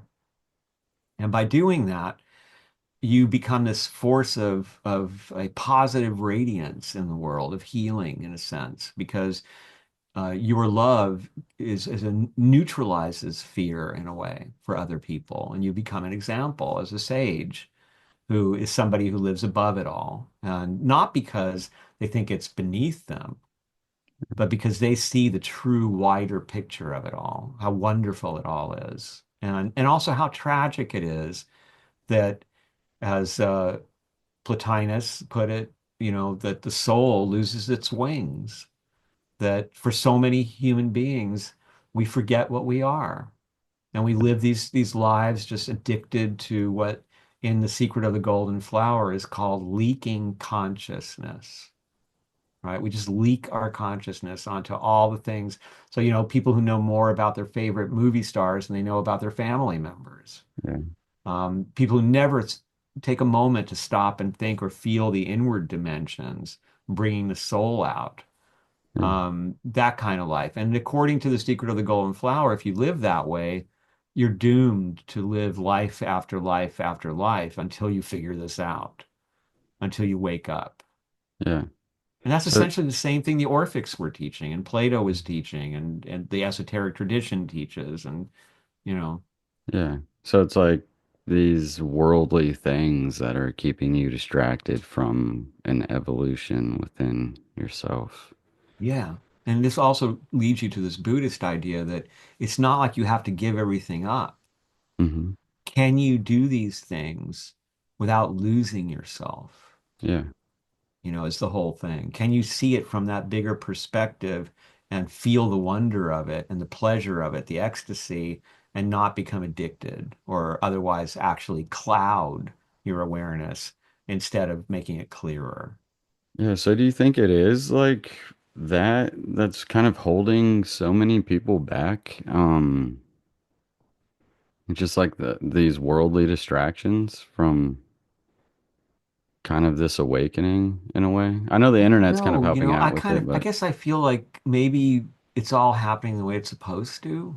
yeah. Like we're here. I mean, maybe the best thing I ever heard about the meaning of life on this planet came from somebody I knew who was a Taos Pueblo shaman, but he was Mhm. also a medium, and um, it was weird to have this indigenous American guy go to sleep, and then this Scottish person would start talking, and they were quite different. The Scottish Yeah. person was incredibly learned in esoteric stuff, by the way, but I asked him once, what is the meaning of all this? Like, what's the point of being alive on Earth? And he described Earth as being half the devil's island of space and half a kindergarten.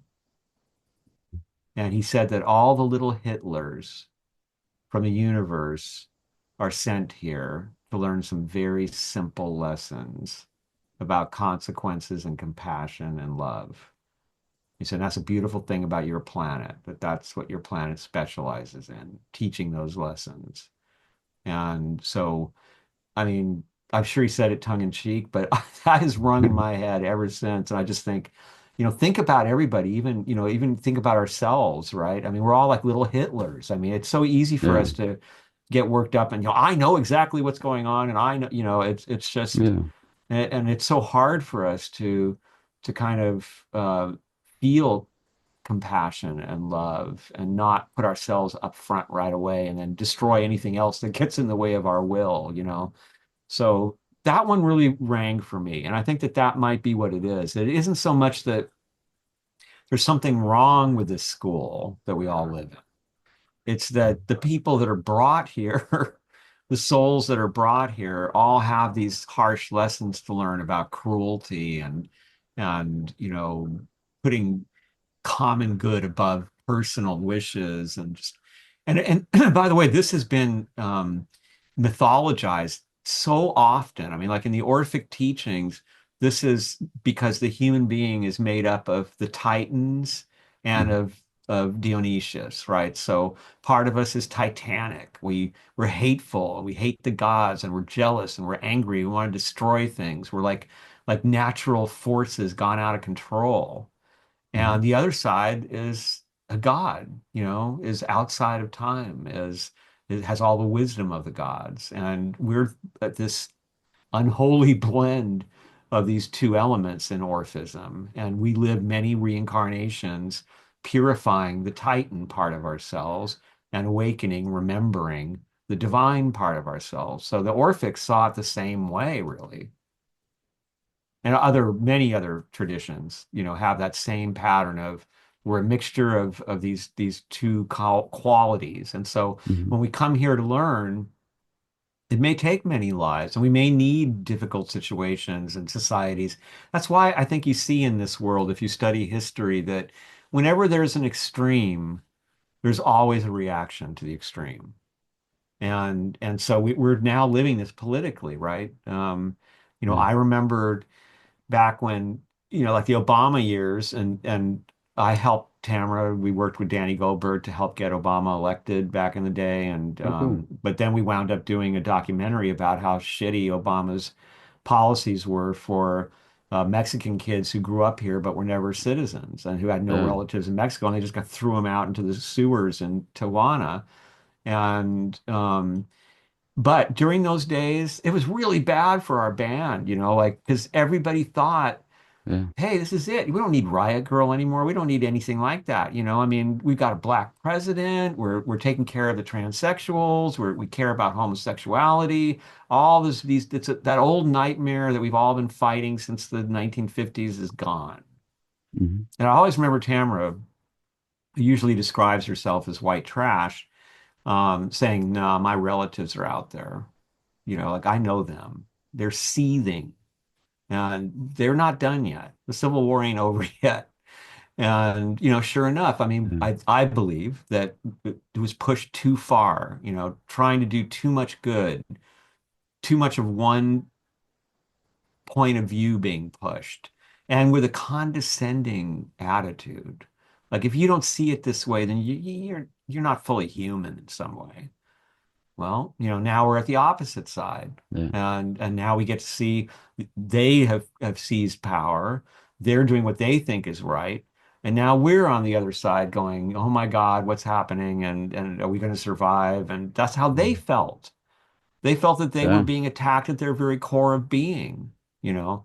So I think the big question really is how do we find common ground? Because I mean, to me, we all look the same. We're all Yeah. passionately trying to make a better world. We all think that things are wrong and have to be fixed. We're all afraid that the other guy's an idiot. He's going to screw it up. We're all afraid that, the rich people are trying to screw us, and they probably are. And, it's why is there this, divide and conquer kind of thing that's happened? And that this intense, I think social media exasperates it terribly, man. Because it's so easy to get on social media and put that laughter emoji on a tragic story or in Yeah. some other way, indicate that you hold somebody in contempt or you hold their beliefs in contempt. And there's all the little Hitlers, right? And they're on both sides. I mean, they're within us. And so we each in our own way must find an answer to that in our lives and try to present the best self that we can, the most compassionate, the most intelligent reaction to where the world is right now and to where it's going. So there again, you have, if you're on the lower side of the soul in the secret of the golden flower, then there's a whole lot of people right now who are really afraid and really angry. And there's a whole lot of people who are really mean and cruel and happy that it's gone this way, and they want to hurt people and read about it, cry more tears. Yeah. Both Yeah. sides are Exactly. guilty of that, you Yeah. know. And so got to get over it. I mean, but it's a school. So, Yeah. we can look at it and go, God, it sucks. Like, why doesn't America, why does the whole world get its shit together? I mean, let's fix some of these problems before they get way worse. And then we can go ahead with hating each other. Yeah. But that's the nature of the school. And when it gets like this, when it gets really rough, in some ways, that's when the best learning happens. That's when spirituality awakens the most and art flourishes. And people decide, you know what, I am going to make that music, or I am going to, invent this new program. And, people are driven to heights that they might not have been were they not in the struggle. Yeah. So yeah, I mean, I completely agree. I mean, it's both extremes kind of feed off of one another when it becomes that polarizing. Well, it's interesting, Swedenborg, who was a important figure in European metaphysical religion, kind of a medium, I guess you'd call him, but he was also a scientist, and he has a whole like Swedenborgianism. There's a whole bunch of people who follow his ideas and his teachings. But one of his ideas that I thought was most uh, evocative was he said that the principal emotion of people in hell is feeling aggrieved that they have not received the support they deserve and enjoying not giving support to people who need it. Trolling, right? And that just struck me like, well, that's social media. Like Yeah. that social media is built, it's like a gate of hell, right? Yeah. It's built to make you go, why am I not getting supported? Why is he getting supported? Well, I'm not Yeah. going to support him. Yeah. Well, he's got 20,000 views and I've only got 100. Well, I suck. It's that thing is poisonous, Yeah. thinking that way. That's one of the things I loved about Riot Girl, man. It taught me doesn't matter if you got one or a million, if it matters to that one. Yeah. So did you ever kind of take this knowledge or research? Did it ever translate into the music at all? Yeah, you'll find, you'll definitely find traces of it all over the place in the lyrics. And Tamara, especially her lyrics, she'll make like these really subtle references. Most of her stuff is pretty funny. I mean, Yeah. she's a social critic, but and I've done it. Yeah, but sometimes I've been really blatant. Like I did a song once called Kali that I quoted the great Hindu poet Ram Prasad. Um, Mm. and then we've done it in terms of technique. So one of Tamara's favorite things is freestyle. Okay. And so we started like in fact our most successful record way back in '02 was a college radio hit. We hit number one, which was amazing for a DIY band. Oh wow. Um, we um, we had improvised the whole record, right? We like got Patty Schemmel, the drummer from Hole. We got Greta Brinkman, who used to play bass live for Moby. We got Mm. Larry Schemmel, who played with the Flesh Eaters and later would go on to play with Midnight Movies and with Death Valley Girls. And we got a keyboard player who never had played with a band before, but had piano lessons as a kid, and we put her on synthesizers that she'd never seen before, and she was amazing, right? Mm. And Yeah. then all the sessions, this was up in Tacoma, Washington, all the sessions were just turn on the tape and somebody start. And where are we going? And it wasn't a jam. We were trying to make songs. We were all very aware this is an arrangement, right? And so let's try to do interesting changes. And that caused telepathic moments, like where we would change on a dime right Yeah. when Tamara's lyrics changed, not knowing that she was going to change the lyrics. And for Tamara, she loved it because she said it was like the Bodhisattva leap, that every time that machine turned on, she was like, shit, what am I going to say? And then the words would just fall, like, and it was so Yeah. thrilling to her that every line would be there, and they'd be rhyming, and they'd be witty, and um, a very minor example, but I just love it, was in one of the songs called Welcome to America. She's talking about America and all the great things we have in a sarcastic kind of way. And she says, we got RVs and we got TVs, both kinds. Mhm. So, she she was like, I probably wouldn't have thought of that if I was writing a song. Yeah. Yeah, there's got to be something about like just being in the moment, like playing live. So were you guys recording like live in the moment all together, like in the same Well, room? that's yeah, that's actually how it Oh, started. cool. Was we used to play at a place called the Impala in Little Tokyo, and the it was so funny because there was like nobody there, right? There was like this one person there who would eventually become our next drummer, and then the bartender on a weeknight at this old punk club. It used to be called the Atomic Cafe. And so we played like our set, and the bartender really liked us, and he was like, well, play another song. I know your set's supposed to be over, but just keep playing. I like it. And so Tamara said, that's all our songs, man. He went, so we looked at each other, and that's when it hit her. And she went the Bodhisattva leap. And she was like, yeah, let's do that. And we played like, I think they were like three or four of the best songs we ever did in our lives. And the bartender was like, God, that was awesome, man. And we were like, we couldn't play it again. I mean, we had no clue what the fuck happened. We were just making it up in the moment. So after that, it became very important to her. And she got to a point at one time where she was like, I hate writing songs because it's so boring. Like I want to be either in front of a tape machine or an audience and Yeah. go, you Yeah. know. That's kind of cool. That's an interesting way to do it. Like kind of writing live as you do it. That'd be, it would be extremely difficult, It's but tough. yeah, I I think part admire of it. what It's helped really her was cool. that she was like she's the first person I knew that was into hip hop, and she has like an encyclopedic Oh, wow. knowledge of Yeah. early West Coast gangsta rap and all this shit. And And then when the freestyle movement happened, she was into it. She was like, "Oh, this freestyle shit's so good," And she was like, "How do we do this in rock and roll?"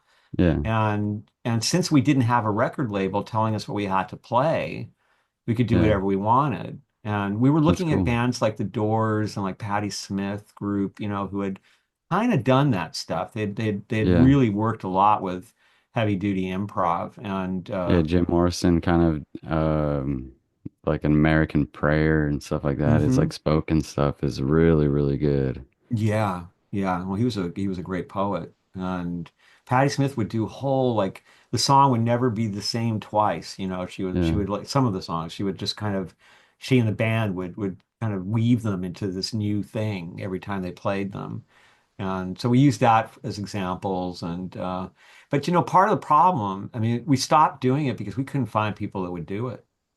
Yeah. The quality of musicians, like wow, dude. I mean, it changed. I guess way less people were playing music.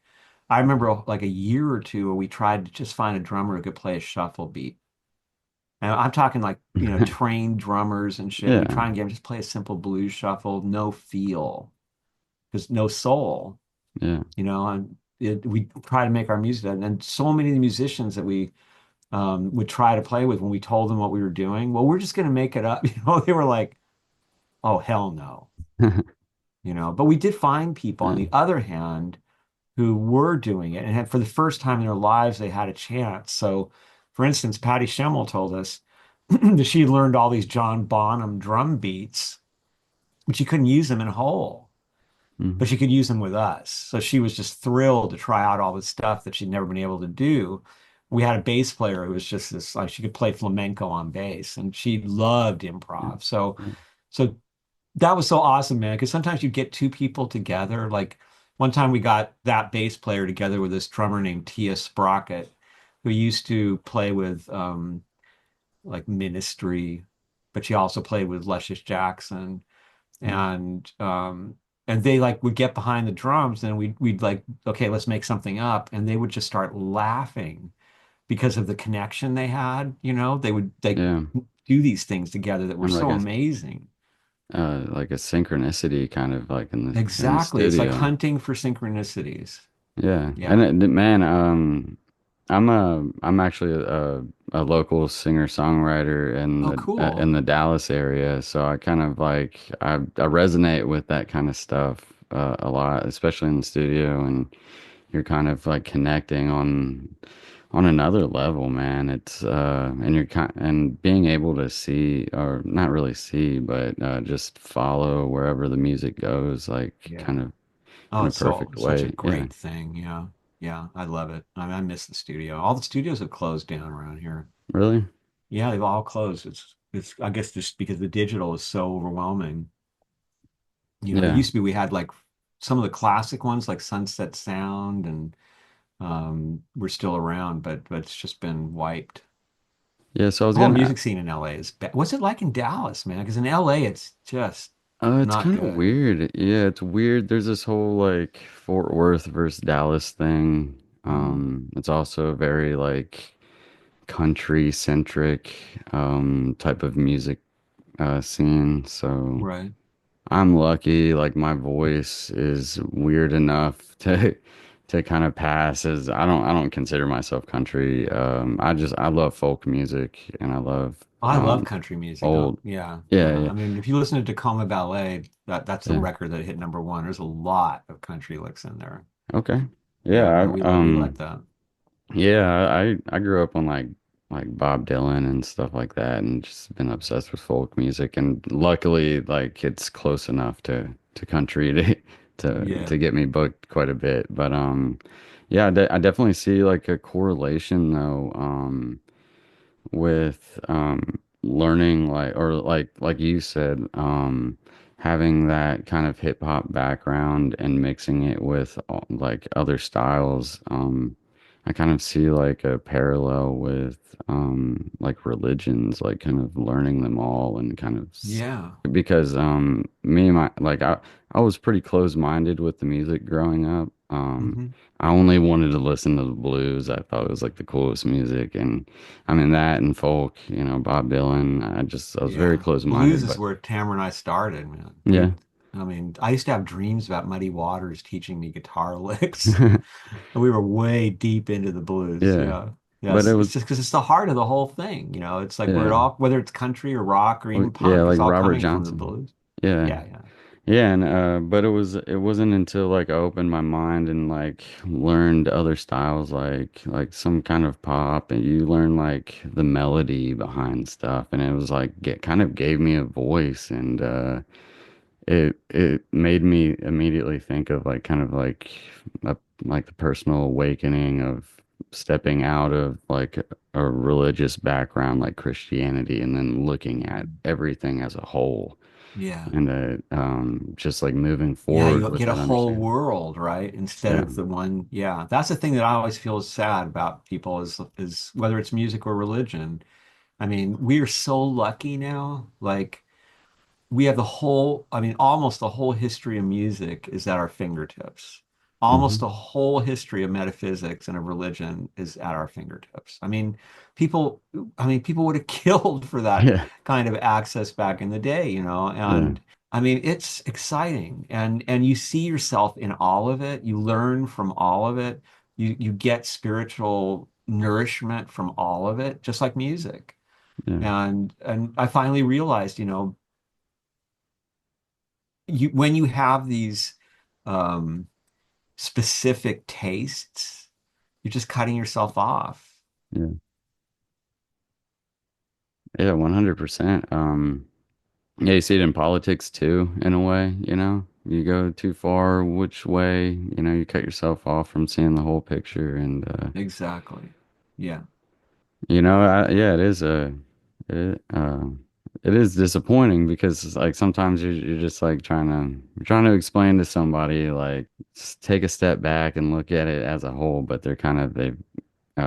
society's got their grasp on them.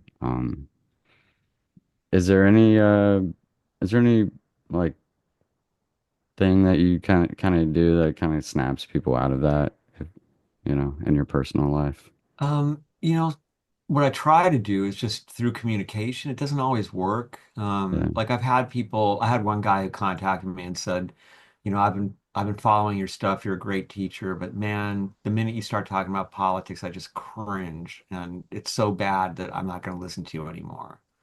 And my response was, well, actually, I want to be friends with people like you who don't want to Yeah. listen to me anymore. I don't want to just be friends with people who agree with everything I say.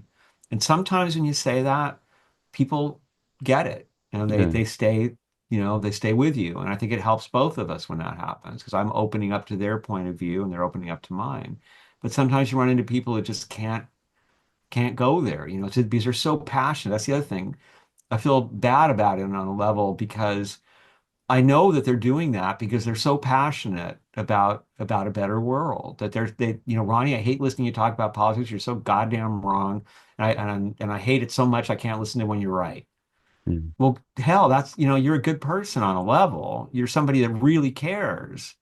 But on the other level, maybe you should think, well, maybe Ronnie's not as stupid as he looks. Like maybe there's something you can learn from my point of view and vice versa. Yeah. The unities where we find that because compromise is what it's all about. Yeah. And right now there's this effort to eliminate compromise and to kind of whoever wins, winner takes all is kind of the philosophy. Yeah. And that's not really, what we should be living like. And I'm hopeful that we'll see what happens, but I am hopeful that the generations coming up now, I am an astrologer and I look at that, the Pluto placements to me are where the generations are. So you Mhm. have a generation that stopped being born in 2008, which are the Pluto and Sagittarius kids. Okay. And then, at this point, I mean, those kids haven't even cracked 20 yet, you know. And then coming up under them have been the Pluto and Capricorn kids. That's a serious group, little adults. And then under them, you've got the Pluto and Aquarius kids. And as an Aquarius, God help all of us, as they mature. But those, I feel strongly that those kids are going to be free of a lot of our prejudices and a lot of the stupidity that's been going on because they're watching this shit. And Yeah. some of them get sucked into it, but a lot of them are like, really? Like, this is how we're going to live. And there will be a time fairly soon, I believe, that they will show their power. And um, they will, I hope, take over and be much better than we are. And so, from that point of view, I take solace in the mistakes that both sides make. Yeah. Because I feel like, go ahead, be the evil fucks that you are, on both sides, so that Yeah. everybody gets a good goddamn look at what we don't want. Yeah, I mean, you're a rare exception to that kind of thought process because I feel like, not many people are willing to even like listen to the other side and kind of just understand where they're coming from. And Yeah, I think that's very true. I mean, That they do misunderstand. And part of it, I guess, is that I'm okay with not knowing. yeah, One thing that I try to teach is being comfortable with suspense, being comfortable with not knowing. yeah, That you can, like my writing, when I look at these subjects, I'm not telling you this is how it is. I'm saying, a lot of the time, I'm saying we're never going to know, yeah, but here's five different ways it might have been. And mm-hmm, maybe somewhere in the middle of all those is some kind of truth. yeah, And being comfortable with that, being able to not know, to be able to not know what life's about, yeah, but to be able to appreciate it, um, deeply appreciate it. I think that's key. And so we have a society that is obsessed with certainty. yeah, And there is no certainty. There never yeah, really was. But now there really isn't with AI and everything yeah, else. So it's important for us to get used to not really being concerned, I think, about knowing exactly what the hell happened. But that's a stress response, man.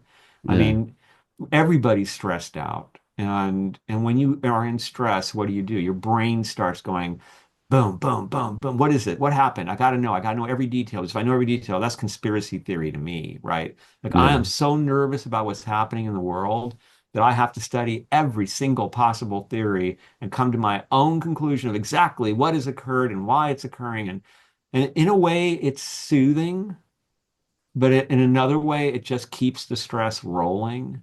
yeah, And it puts you into a combative position with other people because you have to be supported in your theory in order to still feel any sense of relief from the chaos going on around you.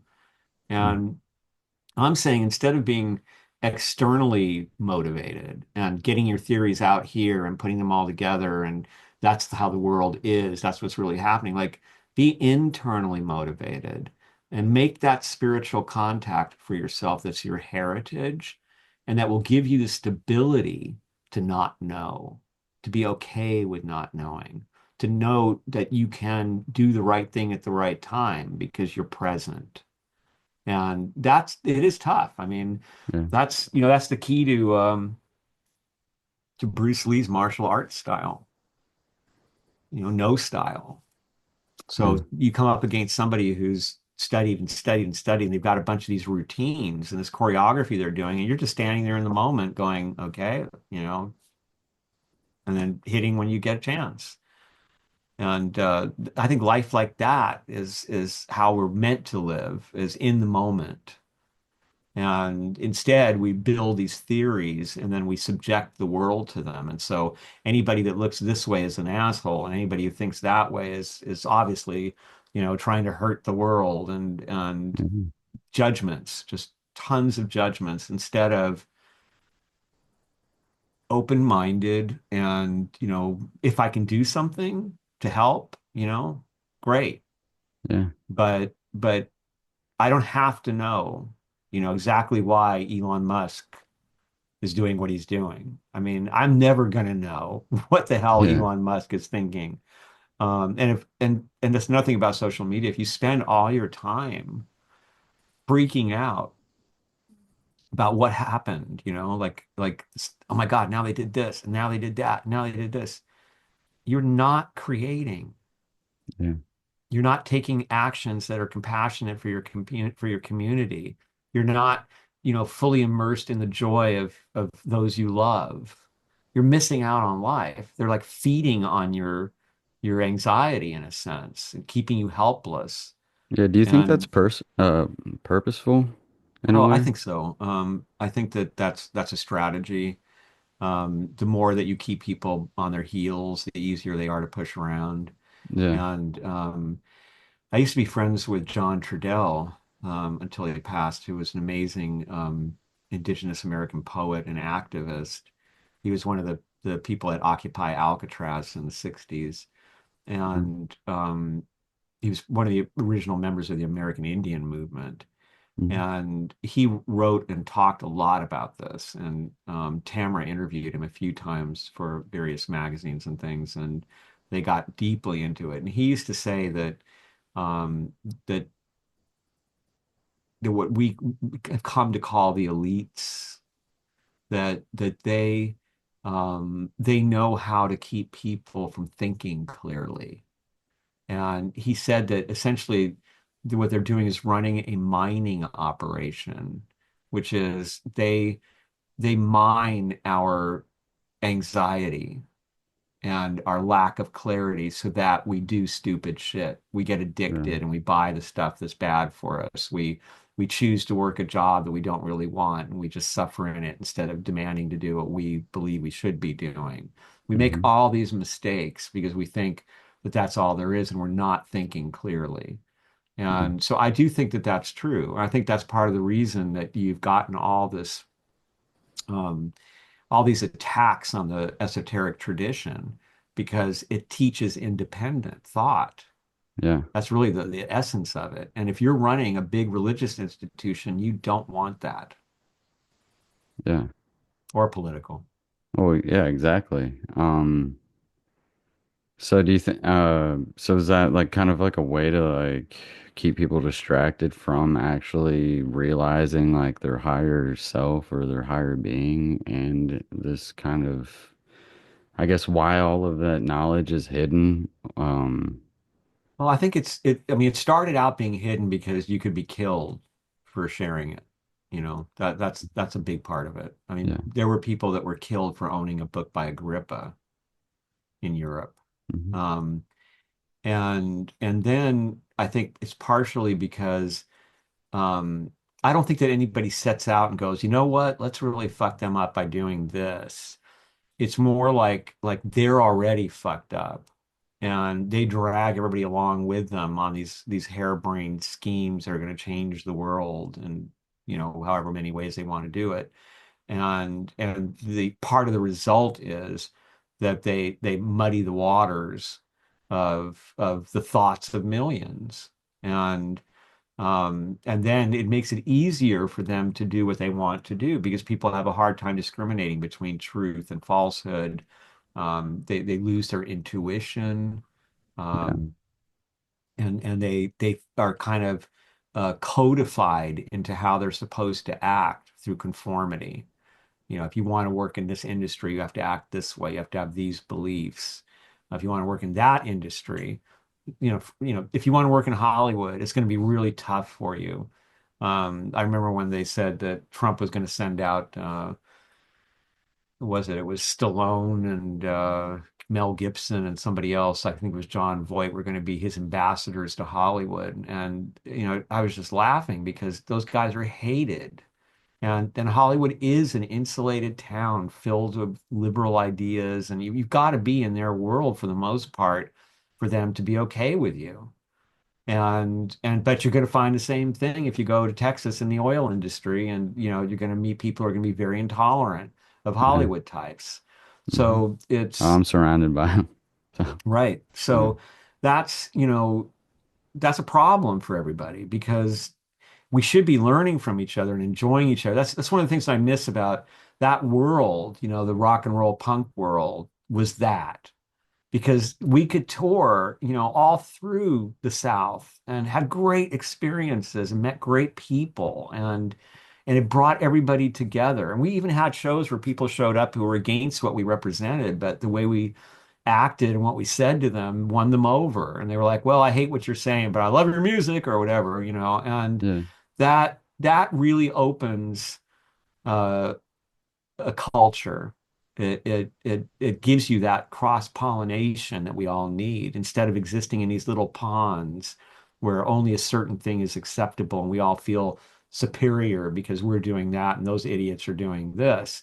Mm. And music really had that, you know. Jimi Hendrix could go play at a shitty little club in London and make Brian May cry because he couldn't be that good, you know. And then Brian May became that Brian May for Queen, and you know there was this amazing give and take that music allows you to do, where you can reinvent yourself, and that was kind of wiped out. And I think personally that it was deliberate. I kind of watched it happen. I mean, there was like three moments, man. I don't know, was it orchestrated? It very well may have been because rock and roll was a huge pain in the ass to, you know, anybody on the conservative spectrum for generations. Hmm. But it starts with Ticketmaster and Live Nation Yeah. destroying the live music industry. It starts with um, the destruction of radio, right? Yeah. The corporatization of it, and then our last national tour, which would be like 98, 99, somewhere in there, I think. All the all ages clubs were being closed down by fire marshals and by city councils all across the country. I mean, clubs that have been open for 10, 20, even 30 years. And just like somebody had sent out an order, all of a sudden they were saying things like, you don't have enough parking places. You Yeah. don't have enough bathrooms, you know, whatever. And they were shutting down these clubs left and right. And those clubs were the minor leagues for the bands that would go on to become world famous. And we were, oh man, it was scary. I mean, you know, we'd go to clubs that we were dying to go to, you know, like, oh my God, we're going to play the Small Intestine in Baltimore. That's so cool. You know, Fugazi used to play there all the time. And then Yeah. we go there and it says last show next week and over again. Yeah. And we kept asking them what happened, you know, and they were like, well, the fire marshal said, or the city council said. And once they wiped out that all ages scene, and it got even worse, by the way, because when the 2000s hit, we were getting letters from young bands who were saying things like these were like high school kids, and they were saying, what do I do? Like I'm in this band that's so great. I love these guys. And we got caught skateboarding and tagging. And now the judge says that I can't see my friends until I'm 18. And that's 3 years from now. And then, you know, we're all going to go off to college and the band's never going to happen. I'm not allowed to rehearse with them anymore. Yeah. What the hell do you say to that, man? I mean, a court gets in the way of a band playing, you know, because they were skating. Something happened in that Yeah. that moment that killed the whole rock thing. And then eventually, once 2008 took out the economy, like who's got the money, man? You know, who's got the money for amps and guitars and drum kits and Yeah. rehearsal studios PA and, you know, systems and yeah. yeah. So something happened to close that side of it down. That's a pity because I think it was a great force for unity Yeah. for a time, even though it was a huge exploitative monster machine. I mean, you know, the music business, Jesus. I mean, we got one time we got invited to well, twice actually. Columbia Records and Atlantic Records wanted to sign us. Oh, And we were like, yeah, you know, we're punk. We don't really want to do that. But, you know, one of them was Danny Goldberg. The other guy was this cool dude, Ralph, who had worked with Todd Rundgren. And we were like, well, you know, they're saying the right things. Why don't we go? And I mean, at Columbia, they scared us out of the place, man. It was like the guy was cool, but his boss was a pervert. And like they started gosh. hitting Yeah. on us immediately, and the coke came out, and it was just like, fuck, you know. Yeah. And then when we went to Atlantic, which is Danny's label, we just we walked in and it was this giant building and it was this just the lobby of Atlantic was like 2 or 3 stories high with these huge paintings of their stars and all this stuff. And when we walked up to the receptionist, she looked at us like we were homeless, you know. Mhm. And she was like, "What do you want?" You know, and well, we're here to meet Danny Goldberg. She was like, "Really?" You know, and she called him and he said, "Yeah, tell him I'll be right with him." we went and sat down, and as we sat there watching, we suddenly looked at each other and we ran. We literally ran. And Tamara wrote a letter to him going, I'm sorry, but when we just saw that office, we just knew it. No Yeah. way, man. That's not for us, you know. Yeah. So We're okay on that. the business became something, you know, it got so rich on the blood of the musicians and the bodies and blood and it was, you know, I mean, after all, it was a total rolling misogynist nightmare. I mean, it wasn't easy to be doing that stuff in the punk world. You know, Yeah. even there, it was tough sometimes. I mean, the initial version of our band had two blonde girls in it, a blonde drummer and Tamara, and that was a big problem for a lot of punks. Like, you know, blondes not allowed. Really? We were like, what? You know, but then we found other Yeah. punk scenes that were like the anarcho punk scene, which we loved and were a part of in Orange County. You know, they walked up the first time we played, and a couple guys, you know, wearing the Liberty spikes and all the crusty patches and stuff, walked up to Tamara and they said, "We just want you to know that we understand, you know, how much courage you have, you know, to wear your hair like that and come into a punk club like this, and we think that's really cool." You know, Yeah. we were like, "Oh yes, we're home finally," you know. And Yeah. there were Riot Girl scenes that were like that. That were just incredibly welcoming and intelligent people that changed our lives. And there were Riot Girl scenes that were just totally wrong and were mean and, you know, cruel to each other. And, you know, they looked at us and thought we were the enemy. I was a boy. I wasn't, you know, I was like, what are you doing here at all, man? Get out. You know, I used to have to sit on the curb sometimes waiting to play because they wouldn't let me in. Dang. So it, Yeah. but music gave you room for all that and for reinvention. You know, a kid who had nothing in the world, his dad was going, God damn it, you got to get a job, could get a job selling t-shirts and go around the country. And, you know, it was a great thing. So it's a shame. I always Yeah. think, you know, yeah, I feel for kids, you know, it's like they just don't have, you know, the ways out, you know, that we did. Everything was closed Yeah. off for them, and they've got to Hmm. exist in this much tighter world where they're observed. I mean, I'm just like, man, my parents with a cell phone, you know, being able to locate me, Yeah. fuck no. I mean, I Yeah. couldn't have done half the shit I did. Right. Yeah. Exactly. I mean, it's definitely an interesting time to try to navigate when it comes to all that, and especially with children now. They're exposed to like just the technology from such an early age. I'm sure you know, are it's already happening, but attaching to the techno, you know, that type of thing, and allowing it Oh, to for distract sure, them, yeah. and just not in a productive way. My favorite thing about it is like you brought up, you do have like some of the information or knowledge at your fingertips at any point. I'm constantly listening to audiobooks and or reading, you know, and so one thing I feel like it's just like have this constant search of information, and we Yeah. kind of have like this vessel for it, you know, if, you know, It's used how in you the right use way. it, you know. Yeah. That's like people talk about how horrible Facebook is, right? Hmm. And it is, especially as a company and as a mechanism. But I've seen Tamara, for example, operate on Facebook. And just to give one example, we worked on a film about a band called the Gits, who are this great band out of Seattle.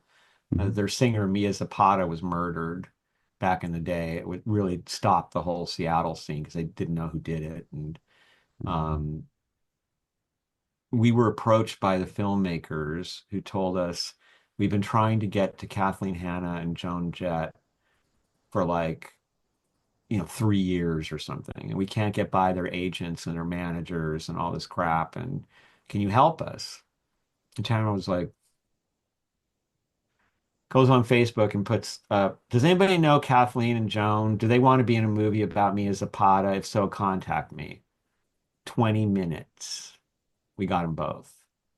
See, that's the kind of magic that can happen if you, it's how all in how you use it. Yeah. And you know, when I go on Facebook, all I see is stuff about Rosicrucians and Yeah. astrology, and you know, I learn things. You know, it's Yeah. very synchronistic sometimes when I'm working on a book. Yeah. So it's all what you bring to it and what you are doing with it. And it's what Terrence McKenna said. You know, he said, Mhm. He said, take this technology that they're trying to control you with and surveil you with and create tons of subversive art on it. Sounds good to me. Yeah, not a bad way to use it for sure. Mhm.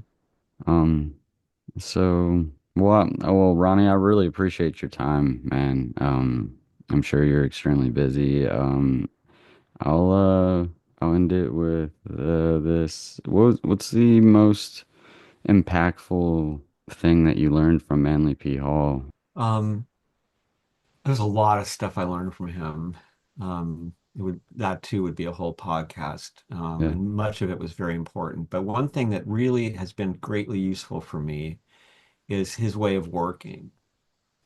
Um, it was incredible to me that this man in his 80s would be on any given day, like writing articles for his journal, Mhm. writing a book, preparing his lectures, handling the business of the company. Um, Incredible amount of work. And his brain was just razor sharp. And I asked him, how do you do that? And it was so cool. Well, he said, when I only work on things I'm passionate about. So when I come in the morning, I think, oh, I've got to work on this. And I work on it for a while, and then I get tired. And then I put it aside and I think about the other things I need to do. And one of them makes me go, oh, I've got to work on that. I want to get on that. He said, I just follow what gets me going, and every single day, it might be a different order of things I'm doing, but the second thing I do refreshes me after the first, and the third thing I do refreshes me after the second. And so because I'm doing these different things, it stays exciting. That works. At least it works for me. Yeah. And I've got an insane workload, and that's exactly how I do it. I follow my heart, unless there's a deadline. But Yeah. I tend to just go, what's got me going today, rather than going, I need to finish this. And I found that when you do that, when you follow that natural rhythm, you can do so much more. Like you get done so much work. Follow your heart, follow what you love, every single day when you're working. And if you have to work on something you hate, make sure that you have time to work on something you love as well.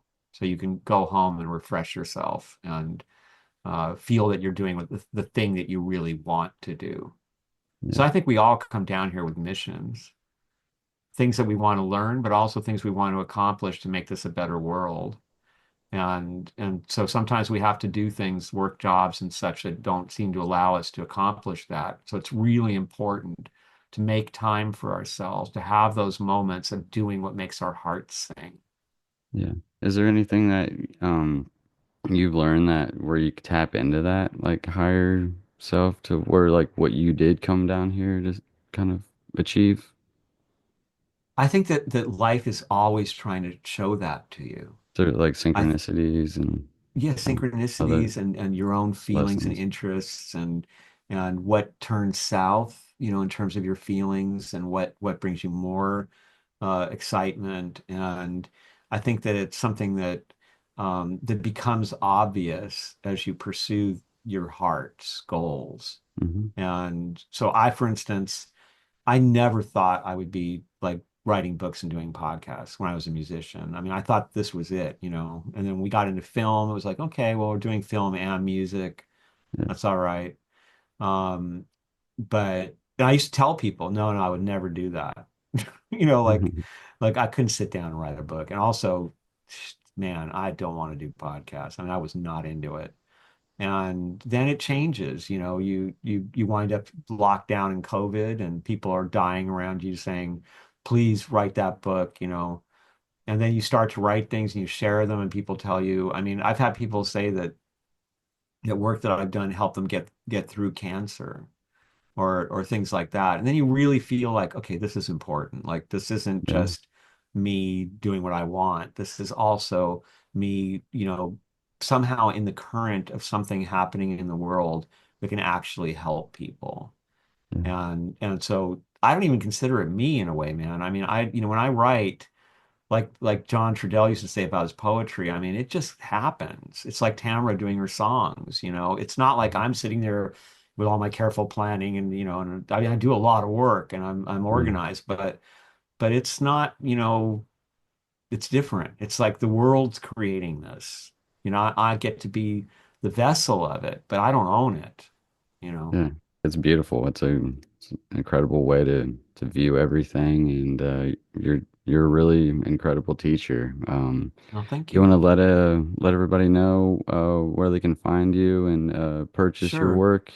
I do have a YouTube channel. It's just Ronnie Pontiac, and that has playlists of all the different interviews. Yours will be on there. Hmm. And it also has videos that I've done about specific subjects. It just started like last year. I've only got like 30 videos, Cool. but I think it's really, if you're interested in my content, you'll find a lot of stuff there. And then I'm also on Instagram and Facebook, and I'm on Blue Sky, and I'm on Threads, and just you can reach me through any of those. And I am open to answering questions and trying to, help people out when I can. I'm really busy though, so Yeah. sometimes it takes me time to get back. Yeah, I'm sure. Well, man, I appreciate it so much. I'd love to have you back on soon. Please, anytime, man. Gosh, you're so inspirational. So, Oh, I thank you, man. I really, really really, appreciate really that. appreciate you taking the time. Thank you so much. Thank you, man. Have fun doing music in Dallas, dude. Man, Seriously. I try, it's Good. I'm sure you feel like some, I don't know. I kind of felt the same vibe when you mentioned punk and people not being, as into like these type of topics. It's hard to, I mean, it's honestly the reason I started the podcast is because, not many people in this area are open to these ideas, but I'm glad you did. I mean, I think to me, guys like you are worth their weight in gold, because that's what we need. We need people who are coming from the cultures that are in such deep alienation from each other, yeah, reaching out. And I love that. My favorite interviews happen with people from red states, and it's great for me because I meet wonderful people. I mean, yeah, like I said, I've done over 100 podcasts, and I've really enjoyed everybody I've met, wherever they were coming from. I mean, it made me feel good to know that there were so many thoughtful people yeah. out there. Or to run into people, like I've ran into people who were like controversial podcasters, you know what I mean? Like going for the Mhm. hot topic subjects, and Yeah. looking like they were, I was kind of, when I first noticed them, they asked me, I was like, I don't know, man. Oh But gosh. when I Yeah. talked to them, they were like, okay, I'm actually really into Manly Hall. Yeah. I'd be like, really? And they'd be like, yeah, can we talk about it? And I'm like, sure. And all of a sudden they're like, and they know a lot about it. And it's like, it's so Yeah. cool. It's like they got to come out of the closet and be, I am a Manly Hall fan, Yeah. Yeah, I know a couple people in like the local scene that it's funny, you kind of have like the little conversations, behind the scenes. It's funny, but man, thank you so much. I appreciate your You're time. welcome, man. Thank you Have a so great weekend. much, sir. You too. Bye. Listen close, it's the occult folk.